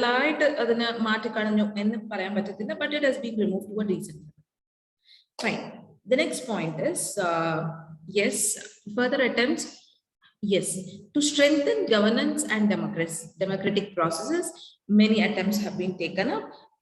Villages have been included as a part of the decision-making process. Bureaucratization, excessive bureaucratization has been removed to a certain extent. And the move also sends a very strong response that India is willing to take tough steps when it comes to preserve its national integrity. It says, in a way, it says to China, in this point, in a way, indirectly, it means this. In a way, it says to China, please do not come and disturb the regions in Arunachal Pradesh. We are not giving even a microscopic land from Arunachal Pradesh. We are not giving any portion of Sikkim. Indirect message we are giving, okay? And what else? So yes, recently there have been panchayat elections which have been conducted, and in certain areas, like for example in Srinagar, in Jammu, the amount of people, the voter turnout percentage has been close to 100%. So that's a very good move. That's a nice move. That shows the people are actually interested in engaging in the democratic process of the state. Apart from that, international response has been in consonance. Yes, we have given a very strong message to the international media and to the international countries. Nobody can intervene in our political issue, in our internal issue. Kashmir is always an internal issue. Kashmir is never an international issue. This is a strong statement that we have given to the international world. What's wrong with internationalizing the issue? What is wrong with internationalizing this issue? Is internationalizing the issue good or bad? Or internationalizing, can we take this to United Nations? Can we take this to United States of America? The internationalization internationalization of the issue. We are bringing in we are bringing in a third party to sort out our local issue. As an example, suppose let's say that your father and your father and his brother has got some property issue. Okay, so property sharing now 3 issue. In that case, if you are bringing a third person into this issue, essentially they are brothers in the first place. Why are you bringing a third person into the issue? The brothers can sort it out on their own, right? You need not bring in a third person. In Kashmir, whatever happens, it is an internal issue of India. We can sort it out on our own. We need not internationalize this issue. In Angana internationalized US will bring its own opinion, China will bring its own opinion, and therefore the power of Indian nation will drop considerably. We wanted to establish ourselves as a superpower. If we are internationalizing our issue, then that means we are not fit enough. We are not fit enough to manage our own internal affairs. Anganathoru symbolana we are projecting to the entire world, which is wrong. So that is why we should not be internationalizing the issue of Kashmir. All right. The next thing is, it has exposed analysis of situation on Varinada. It has exposed the false propaganda of Pakistan to the entire world. It has exposed the false propaganda of Pakistan, the false propaganda of terrorists to the entire world. What did Pakistan say? Pakistan said that it is because of us, Kashmiris have got Assad. What did Pakistanis believe and what are they propagandizing? They said that it is only because of us in 1947 we split up, and it is only because of us that Kashmir got its considerable focus. Kashmir was brought into the limelight because of Pakistan. Kashmir banega Pakistan. That was the statement which was given by the Pakistanis. We made Kashmir. Okay, and we are the ones who have been the prime reason for the creation of Kashmir. No, it's not like that. It's not because of Pakistan we got Kashmir. We always had Kashmir. In fact, it is the Pakistanis who created trouble in Kashmir, right? So they said that Assad for Kashmiris, freedom for Kashmiris could be obtained only if they follow the ways which Pakistan tells. If you follow our words, you can get freedom. Something like that. False propaganda, waste words, stupid words, false propaganda. Now, terrorists are also in a dilemma. Telling that should we ask the people of Kashmir to be separated from India? Should we do it on the basis of religion, or should we do it on the basis of independence? Religion jihad na parayambo, they will Indians in the rest of the country along with the central government will say idu oru religious separatist tendencies aanu, idana obey cheyan paadilla, and that will portray the terrorist in a very bad light.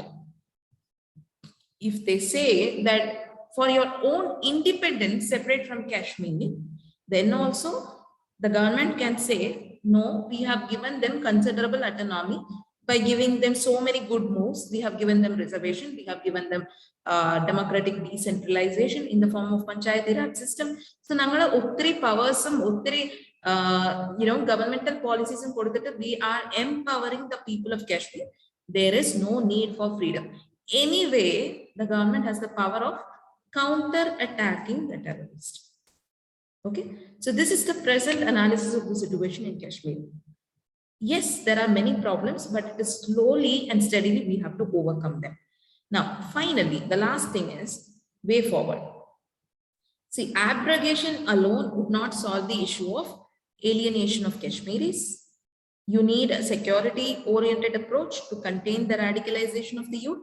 At the same time, you need to strengthen the democratic setup. What did I tell you? Strengthening the grassroots level democracy. That is one step. That is one positive step. It can begin with releasing the leaders of political parties, which they have already done. And the government needs to win hearts and minds of the people. Can you tell me who's the leader who brought this strategy? Winning hearts and minds? WAM strategy. This is called as the WAM strategy. So, anybody? Former Prime Minister Anand, it was by Atal Bihari Vajpayee.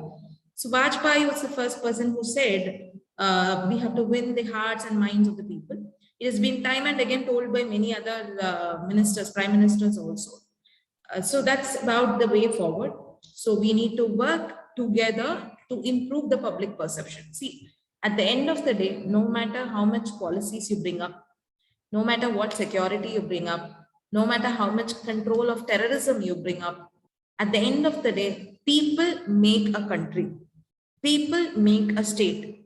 So if the minds of the people, when it is clear to the minds of the people, no, the Indian government is working for us, that is the best positive thing that you can ever do. So the perception, public perception has to be advantageously leveraged for the betterment of the people of Kashmir. Advantageously leveraged, we have to turn the minds of the people towards Indian government. We should make them feel welcomed and we should make them feel as citizens of the country. So that change of public perception is very much necessary. All right. So that is it about Kashmir. Any doubts on this? And we are moving on to the doubt session. Any doubts that you have?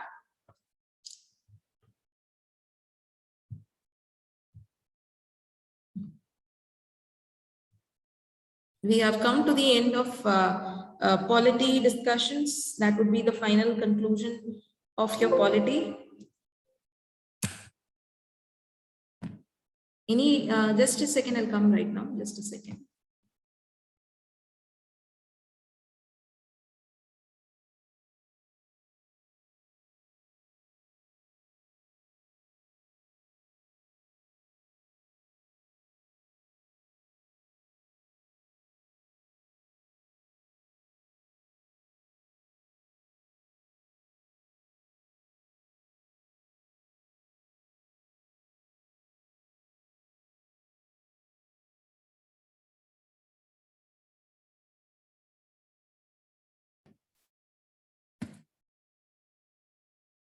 Any doubts here? Any doubts in any of the previous lectures? Anything that you have to ask me?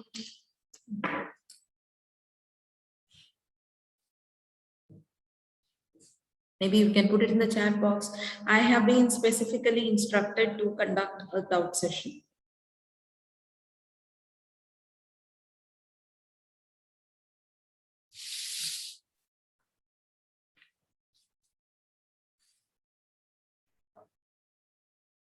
Anything that you have to ask me with regard to your preparation or something like that?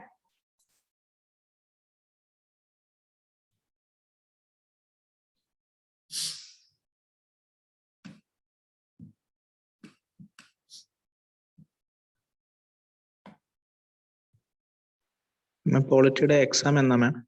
Saturday. Saturday.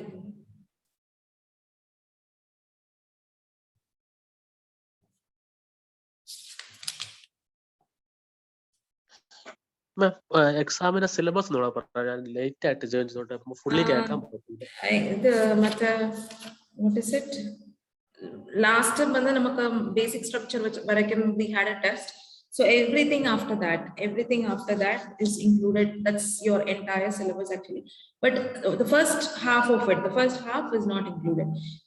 Chapter number 11 till chapter number 11 is not included. But after that, everything is included.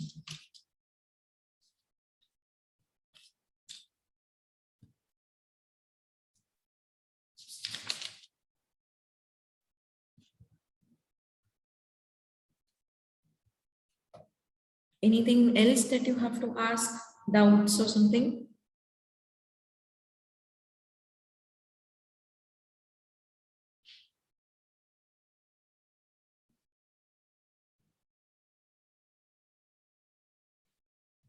Because I got an information that there are doubts, but we don't know how to ask. Somebody or someone has told us something like that. I don't know.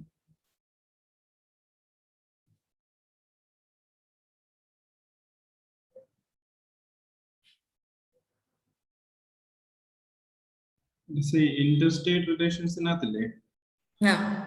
Article 262 in a second point on that interstate water disputes in there. Another two provisions second provision by the parliament may also provide that neither the Supreme Court nor any other court is to exercise jurisdiction in respect to any such dispute. അങ്ങനെ ചെയ്യാൻ പറ്റുമോ ശരിക്കും? That is the most important point. Let me tell you, the parliament, no other body can intervene with regard to any interstate river water dispute. That means it is compulsorily under the supervision, under the control of a tribunal. Now, that what happens if you really have an issue to ask to your Supreme Court? Maybe you can choose Article 136 under special leave provision. It's a loophole. It's a loophole by which you can enter into, you can approach the Supreme Court. Or in federal dispute, we can approach Article 142, complete justice. You can approach the Supreme Court. But those are loopholes. Parliament is essentially prohibited Supreme Court or any other courts from ruling upon the interstate river water disputes. That's Shariana, and it's completely valid. I had an entire discussion about interstate river water dispute. Court where in the court rules only the tribunals have the power to adjudicate upon matters of river water disputes. So you have Kaveri water dispute tribunal, you have Krishna river water dispute tribunal. So three tribunals on them. How can you approach the Supreme Court? You can approach through other means, like for example Article 136, Article 142, and so on. Loopholes.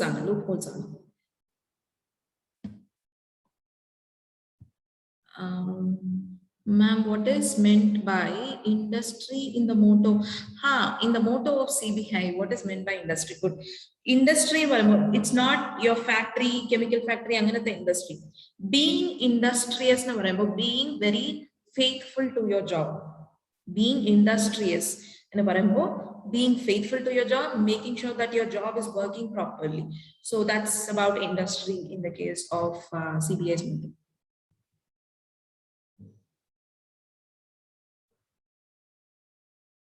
Ma'am, ad hoc tribunal Sorry? Ad hoc tribunal. Ad hoc tribunal, anything, wherever if you come across the word ad hoc, it means temporary tribunals or ad hoc committee, temporary committees are.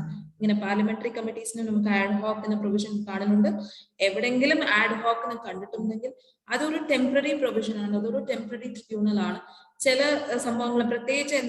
Reason they would have established it, but the purpose it will be dissolved. Okay, ma'am.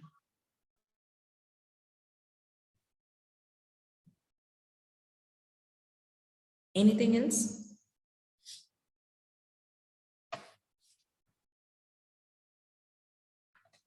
Anything else that you have way of preparation? 80th chapter എല്ലാം വായിച്ച് കഴിഞ്ഞിട്ടുണ്ടെങ്കിൽ അതിനെ വായിച്ചാൽ മതി. അതിന് ഞാൻ എടുത്തിട്ടില്ല. ഇനി 80th chapter is National Commission Venkatachalaya Committee ആണ്. So if you have read every other chapter, go to 80th chapter. Otherwise, do not go to 80th chapter. Mostly questions won't be asked from 80th chapter. Okay.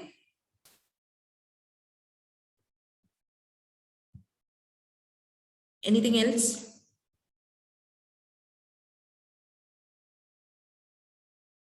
Something that is very, very important, which I have not taken, but it is important. That's about the official languages chapter and tribunals chapter. Official languages chapter and tribunals chapter. Both are like Niti Aayog. Yes, you can read it. It's very simple. You can read it. There will be no too many chapters. Niti Aayog, official language, tribunals. Now, these two chapters are very important. Tribunals as well as official languages. 90% of this textbook has been covered. Okay. 90% of this textbook has been covered. If at all something is left here and there, I think you can cover it on your own, because more than what is necessary has been taken. Yes, anything else that you have, any doubts that you have? I made sure that I'm gonna doubts clearing session timetable because they will be prepared with doubts. So any doubts that you have?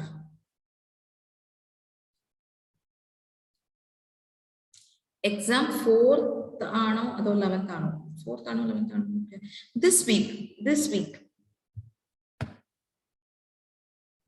Yes, this week, the 4th. Even I haven't prepared the questions yet. Let's see.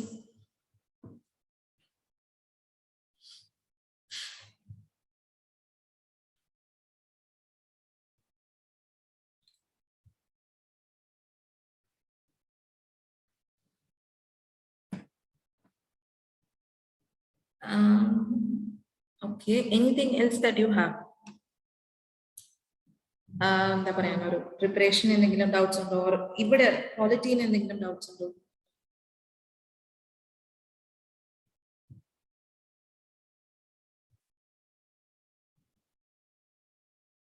Suppose if I find something, current affairs topic or something like that, which I feel that you have to be taught, I will have a 1 hour session here and there, but that will not be a regular phenomenon.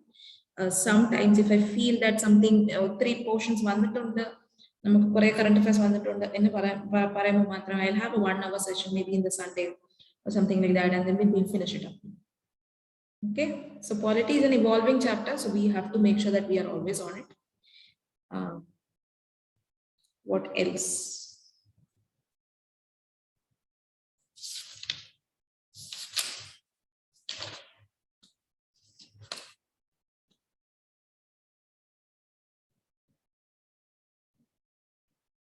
I have far exceeded my time limit of 45 hours of something. So that's why we have to wind up today's class also within today's class. But if there is something else, any doubts or anything, you can ask me. I mean, I don't know. You can ask me.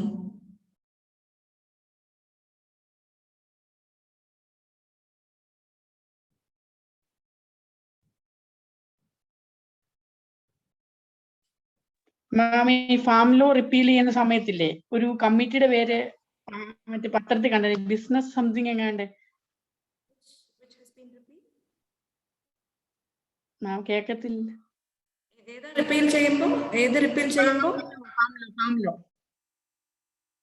അപ്പൊ അതിനകത്തൊരു പത്രത്തിൽ ഒരു business കമ്മിറ്റിയുടെ എങ്ങാണ്ട് committee recommendation പോയി എങ്ങാണ്ട് പറഞ്ഞു. ഏത് റിപ്പീൽ ചെയ്യുമ്പോഴാണ് കണ്ടത്? Farm law laws. Okay, farm laws repeal ചെയ്യുമ്പോൾ ഏതോ കമ്മിറ്റി കണ്ടിട്ടുണ്ട്, പക്ഷെ അത് കമ്മിറ്റി ഏതാണെന്ന് ഓർക്കുന്നില്ല, എനിക്കറിയത്തില്ലല്ലോ. ഫാം ലോ റിപ്പീൽ ചെയ്യുമ്പോ പാർലമെന്റിനകത്തെ കമ്മിറ്റി ഒരു ബിസിനസ് സംതിങ് കൂട്ടിയാ വരുന്നത്. ബിസിനസ് അഡ്വൈസറി കമ്മിറ്റി ആയി കാണുന്നു. അതെ, ബിസിനസ് അഡ്വൈസറി കമ്മിറ്റി ആണോ കണ്ടത്?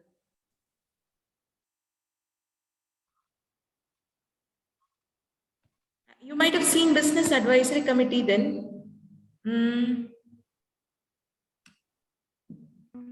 Ashwin, business advisory committee enna kandadu. Okay, someone else has also seen it. In business advisory committee എന്തൊക്കെയാണോ ഒരു ഡേയുടെ ബിസിനസ് എന്തൊക്കെയാണോ നമുക്ക് ഫോളോ ചെയ്യേണ്ടത് Adina parayna oru committee aanu business advisory committee. What are the rules? What are the first things that you should take up? Pinne adu kazhinjittu endokkayana namakku edukkendathu. Adakku parayna oru committee aanu business advisory committee. So I don't think there is any more issues on that.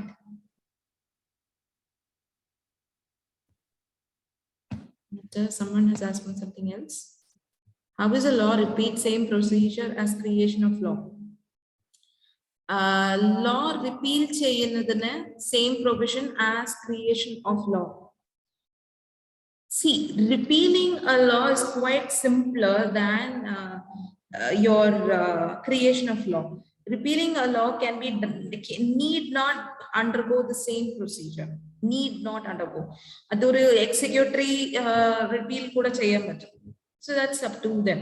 That depends on if the states are getting affected, if the central government is alone is getting affected, which list it is. So it's repealing something is very, very simpler, maybe a simple majority, or it can be done through an executive repeal. It depends on the situations. Something else have been asked. Judicial review and judicial activism important. You are important, very important. In fact, that's the reason I spent almost 2 classes on judiciary, So it's very, very important. Judicial activism, restraint, okay, important.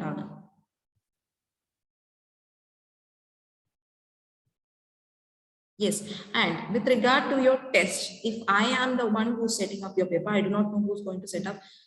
Mostly it will be me, but sometimes it will be someone else also. I do not know. But if I am the one who's going to set up your paper, the questions will be in the tough, but you will not have seen the question. It will not be directly picked from the book, something like that. Getting my point? Don't be disheartened or don't be disappointed, because ideally a test is written to let you know that these are the different ways in which questions can be asked. It is there to expose you to the bigger world of polity. If I keep asking it, then what's the point? You're not learning anything new. The idea of a test is to make you learn something more, to make you learn something new. So do not worry if the questions are new. Do not worry if you do not know the questions. It's all right. Basics are same. So basics, if you're strong enough, you can answer those questions. The question, usually I'll pick it up like that. It will not be difficult, but it will be a bit conceptual. Right. Anything else that you have?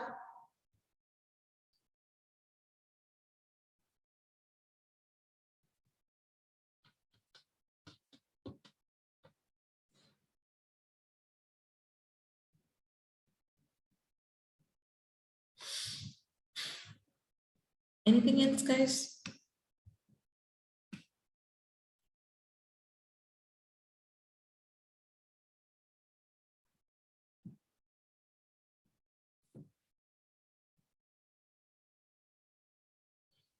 Speak up, maybe put it in the chat box if you have any doubts. If you have anything else that you have to ask, otherwise there's no point, both of us sitting like this.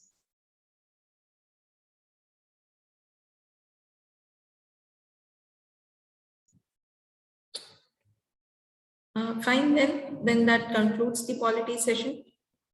I had a nice time. Teaching you guys. In fact, I always like teaching polity.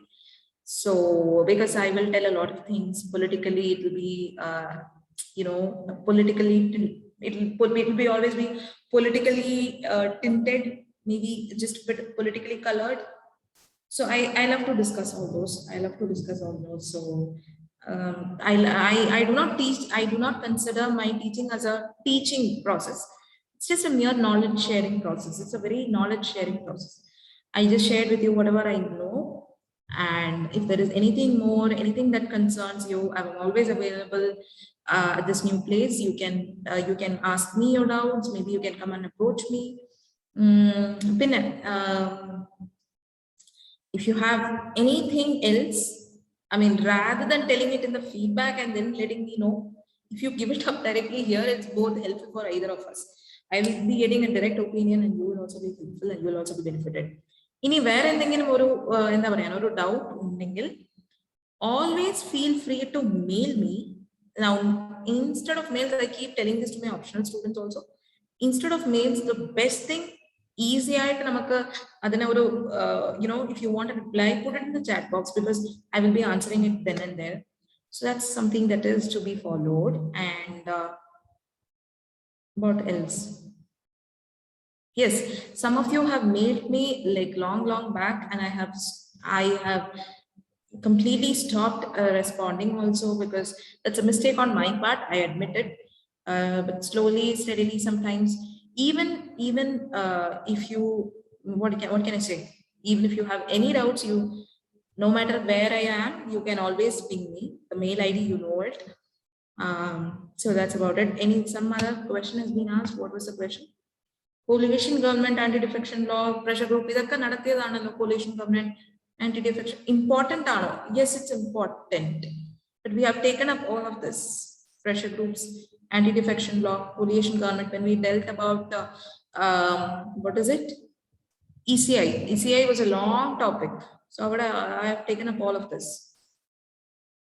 Especially anti-defection law, I've taken so much about it.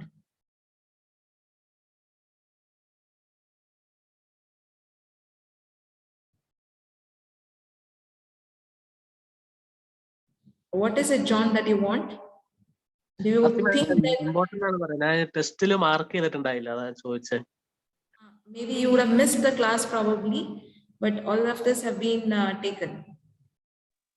Okay, ma'am. Okay, ma'am. What else, anybody? So that's it. As I always tell, I like interacting with you. The only thing, if at all, if you ask me what's the most worrying thing, if that interaction drops, then maybe I'm a bit worried. But otherwise, I love interacting with you. I love you asking questions. I love teaching, basically, and I love interacting with people. So that's about it. Thank you so much. It's been always nice to talk to you. Thank you so much. Thank you, ma'am. Thank you, ma'am. Thank you, ma'am. Thank you, ma'am. Thank you. Thank you, ma'am. Thank you, ma'am. Thank you, ma'am.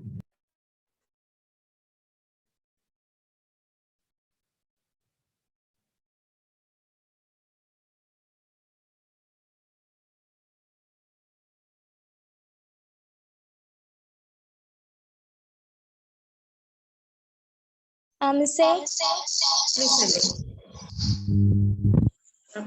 Cynthia, tell me. ഈ emergency പ്രൊവിഷൻസിൽ ഒരു doubt ഉണ്ടായിരുന്നേ. അതിനകത്ത് ഈ article 358 automatically suspend ചെയ്യുന്നു എന്ന് പറയുന്നുണ്ടല്ലോ. അത് ഇതിനകത്തൊരു സെന്റൻസ് ഉണ്ട്, state is freed from the restrictions imposed by article 19. അതിപ്പോ എന്താ? Status the restrictions by article 19 എന്ന് പറഞ്ഞിട്ട് 358 അവിടെ എന്താ സ്റ്റേറ്റ്മെന്റ് വായിച്ച സ്റ്റേറ്റ്മെന്റ് എന്തൊക്കെയാണ്? സ്റ്റാറ്റസ് അത് ഞാൻ പറയാട്ടോ മിസ്സേ. Okay.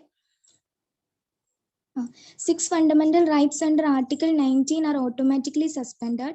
No separate order for their suspension is required. While a proclamation of national emergency is in operation, the state is freed from the restrictions imposed by the Article 19.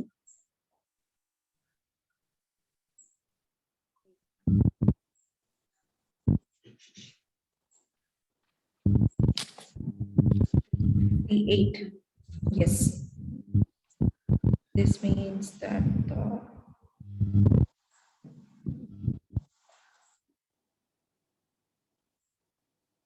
where exactly have you picked up the statement from? Can you just show? I mean, show where exactly is this? What side heading is it under? It's നമ്മുടെ effects of national emergency ലെ effect on fundamental rights നെ എഴുതിയിട്ടുണ്ടല്ലോ article. അവിടെ കൊടുത്തിട്ട് A session ആണല്ലോ. Okay okay okay. അതില് A എന്ന് പറഞ്ഞിട്ട് എഴുതിയിട്ടുണ്ട്. Any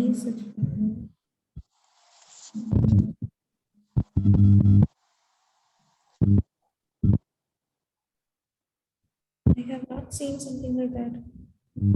358, right? You type it and send it. You type it, just type it.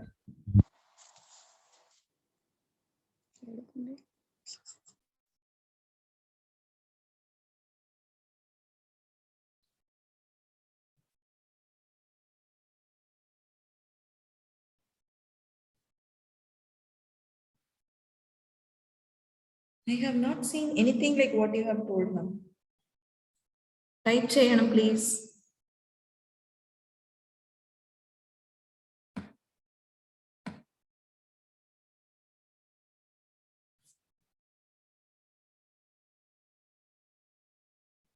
State is freed from any of the fundamental. What do you put as this?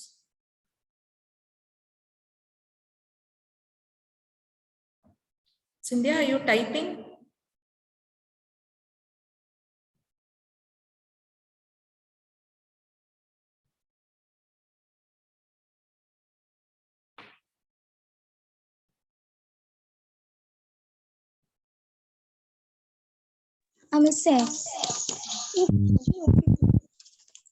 If effect on fundamental rights ഇല്ലേ അതിനകത്ത് ഈ 358 പറ്റി പറയുന്നില്ലേ? I've seen that. അവിടെ കണ്ടു Article A suspension of fundamental rights under Article 19A clause ഉണ്ട്. അതിനെ മുഴുവനും വായിച്ചു കഴിഞ്ഞു. പക്ഷെ നിങ്ങൾ പറയുന്ന ഒരു കോൺസെപ്റ്റ് ഇവിടെ ഇല്ല. അതിനകത്ത് suspension of fundamental rights Article 19. Yes.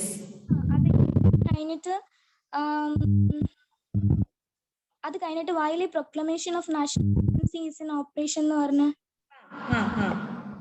Oh, the state is freed from the restrictions. Oh, okay. That statement. Okay. While a proclamation of national emergency, the state is freed from restrictions. What is the restrictions under Article 19? What is the restriction under Article 19? That is an individual's freedom to speak and express. That guarantee cheyyanam. Idanallo Article 19 the broad premise nu parayunnathu idanallo. Now the state in no way can stop the Article 19 from functioning, but this is a restriction on the state. Agreed or not? Article 19 is a restriction on the state because it's giving too much powers to individual. It is a restriction on the state, right? So that restriction has been completely removed, and state can even make a law which will violate Article 19. അതിനെ നമ്മൾ ഇൻഡിവിജ്വലിനെ prohibit ചെയ്തിട്ട് ഇൻഡിവിജ്വലിന് കൊടുക്കുന്ന freedom prohibit ചെയ്തിട്ട് state can make any law. So article 19, always remember this, article 19 is imposing a lot of restrictions on the state. Not just Article 19, for that matter, any fundamental right is setting certain limitations on the state. Manslayo, any fundamental right is setting some limitations. Pratecha Article 19 anangilo, it is imposing it is giving too many freedoms for the individual, and it is imposing too many restrictions on the state. Ini namak Article 358 ne vachittu the state is completely freed from such restrictions, and they can impose any law which is curtailing Article 19. They can impose any law.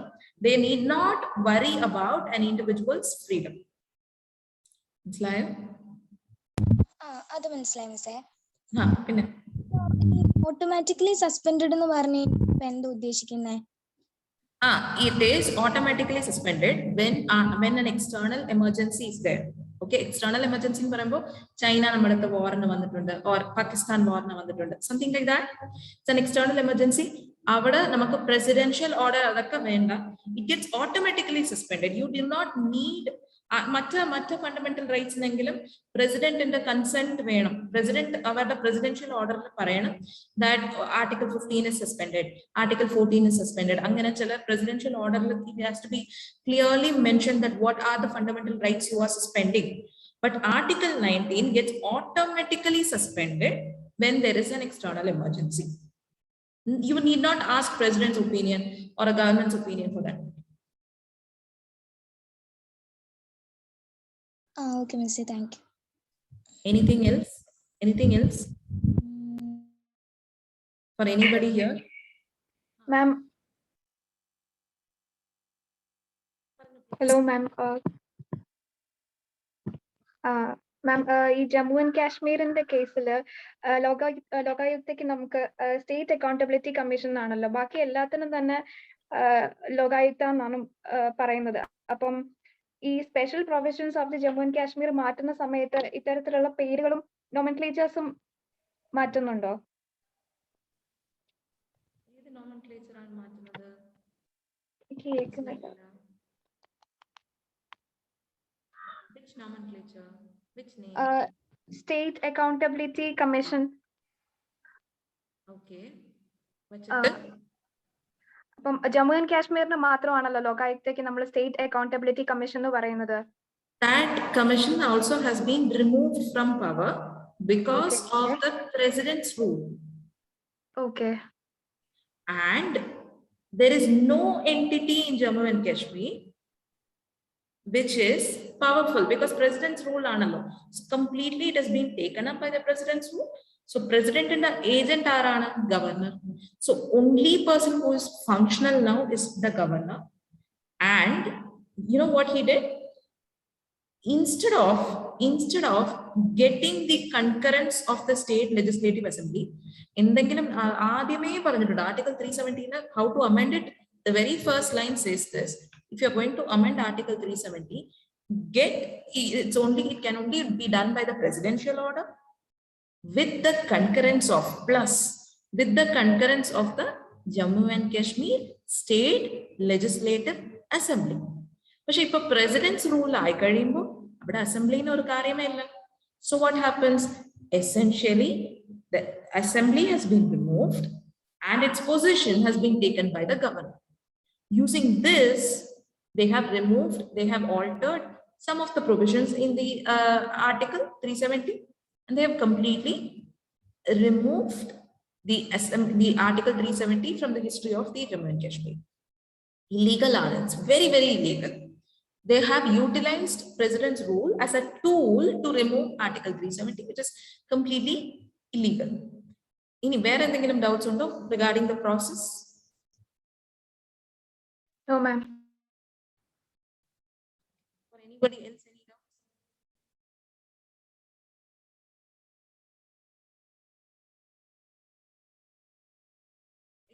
Higher order to understand what happened in article 367 എങ്ങനെയാണ് അവർ remove ചെയ്തത്. നമ്മുടെ CBSE HOTS എന്ന് പറഞ്ഞിട്ട് ഒരു ഇതുണ്ട്, higher order thinking skills. അതുപോലെ this is one step ahead. So that's the reason why I reserved it for the last. And if there is any doubts, maybe you can ask me. Maybe our institution December 9th open agunnundu. So maybe if you have any doubts even after this, you can ask me on December 9th after coming here. But this is it. Broadly, this is the idea. I will share the slides also with you. Maybe if you have more doubts, you can ask me later. All right. So that's about it. If there is any doubts, I'll stay. Doubts undo? Whoever is staying up. So will they end the class? Thank you so much. Thank you, Miss.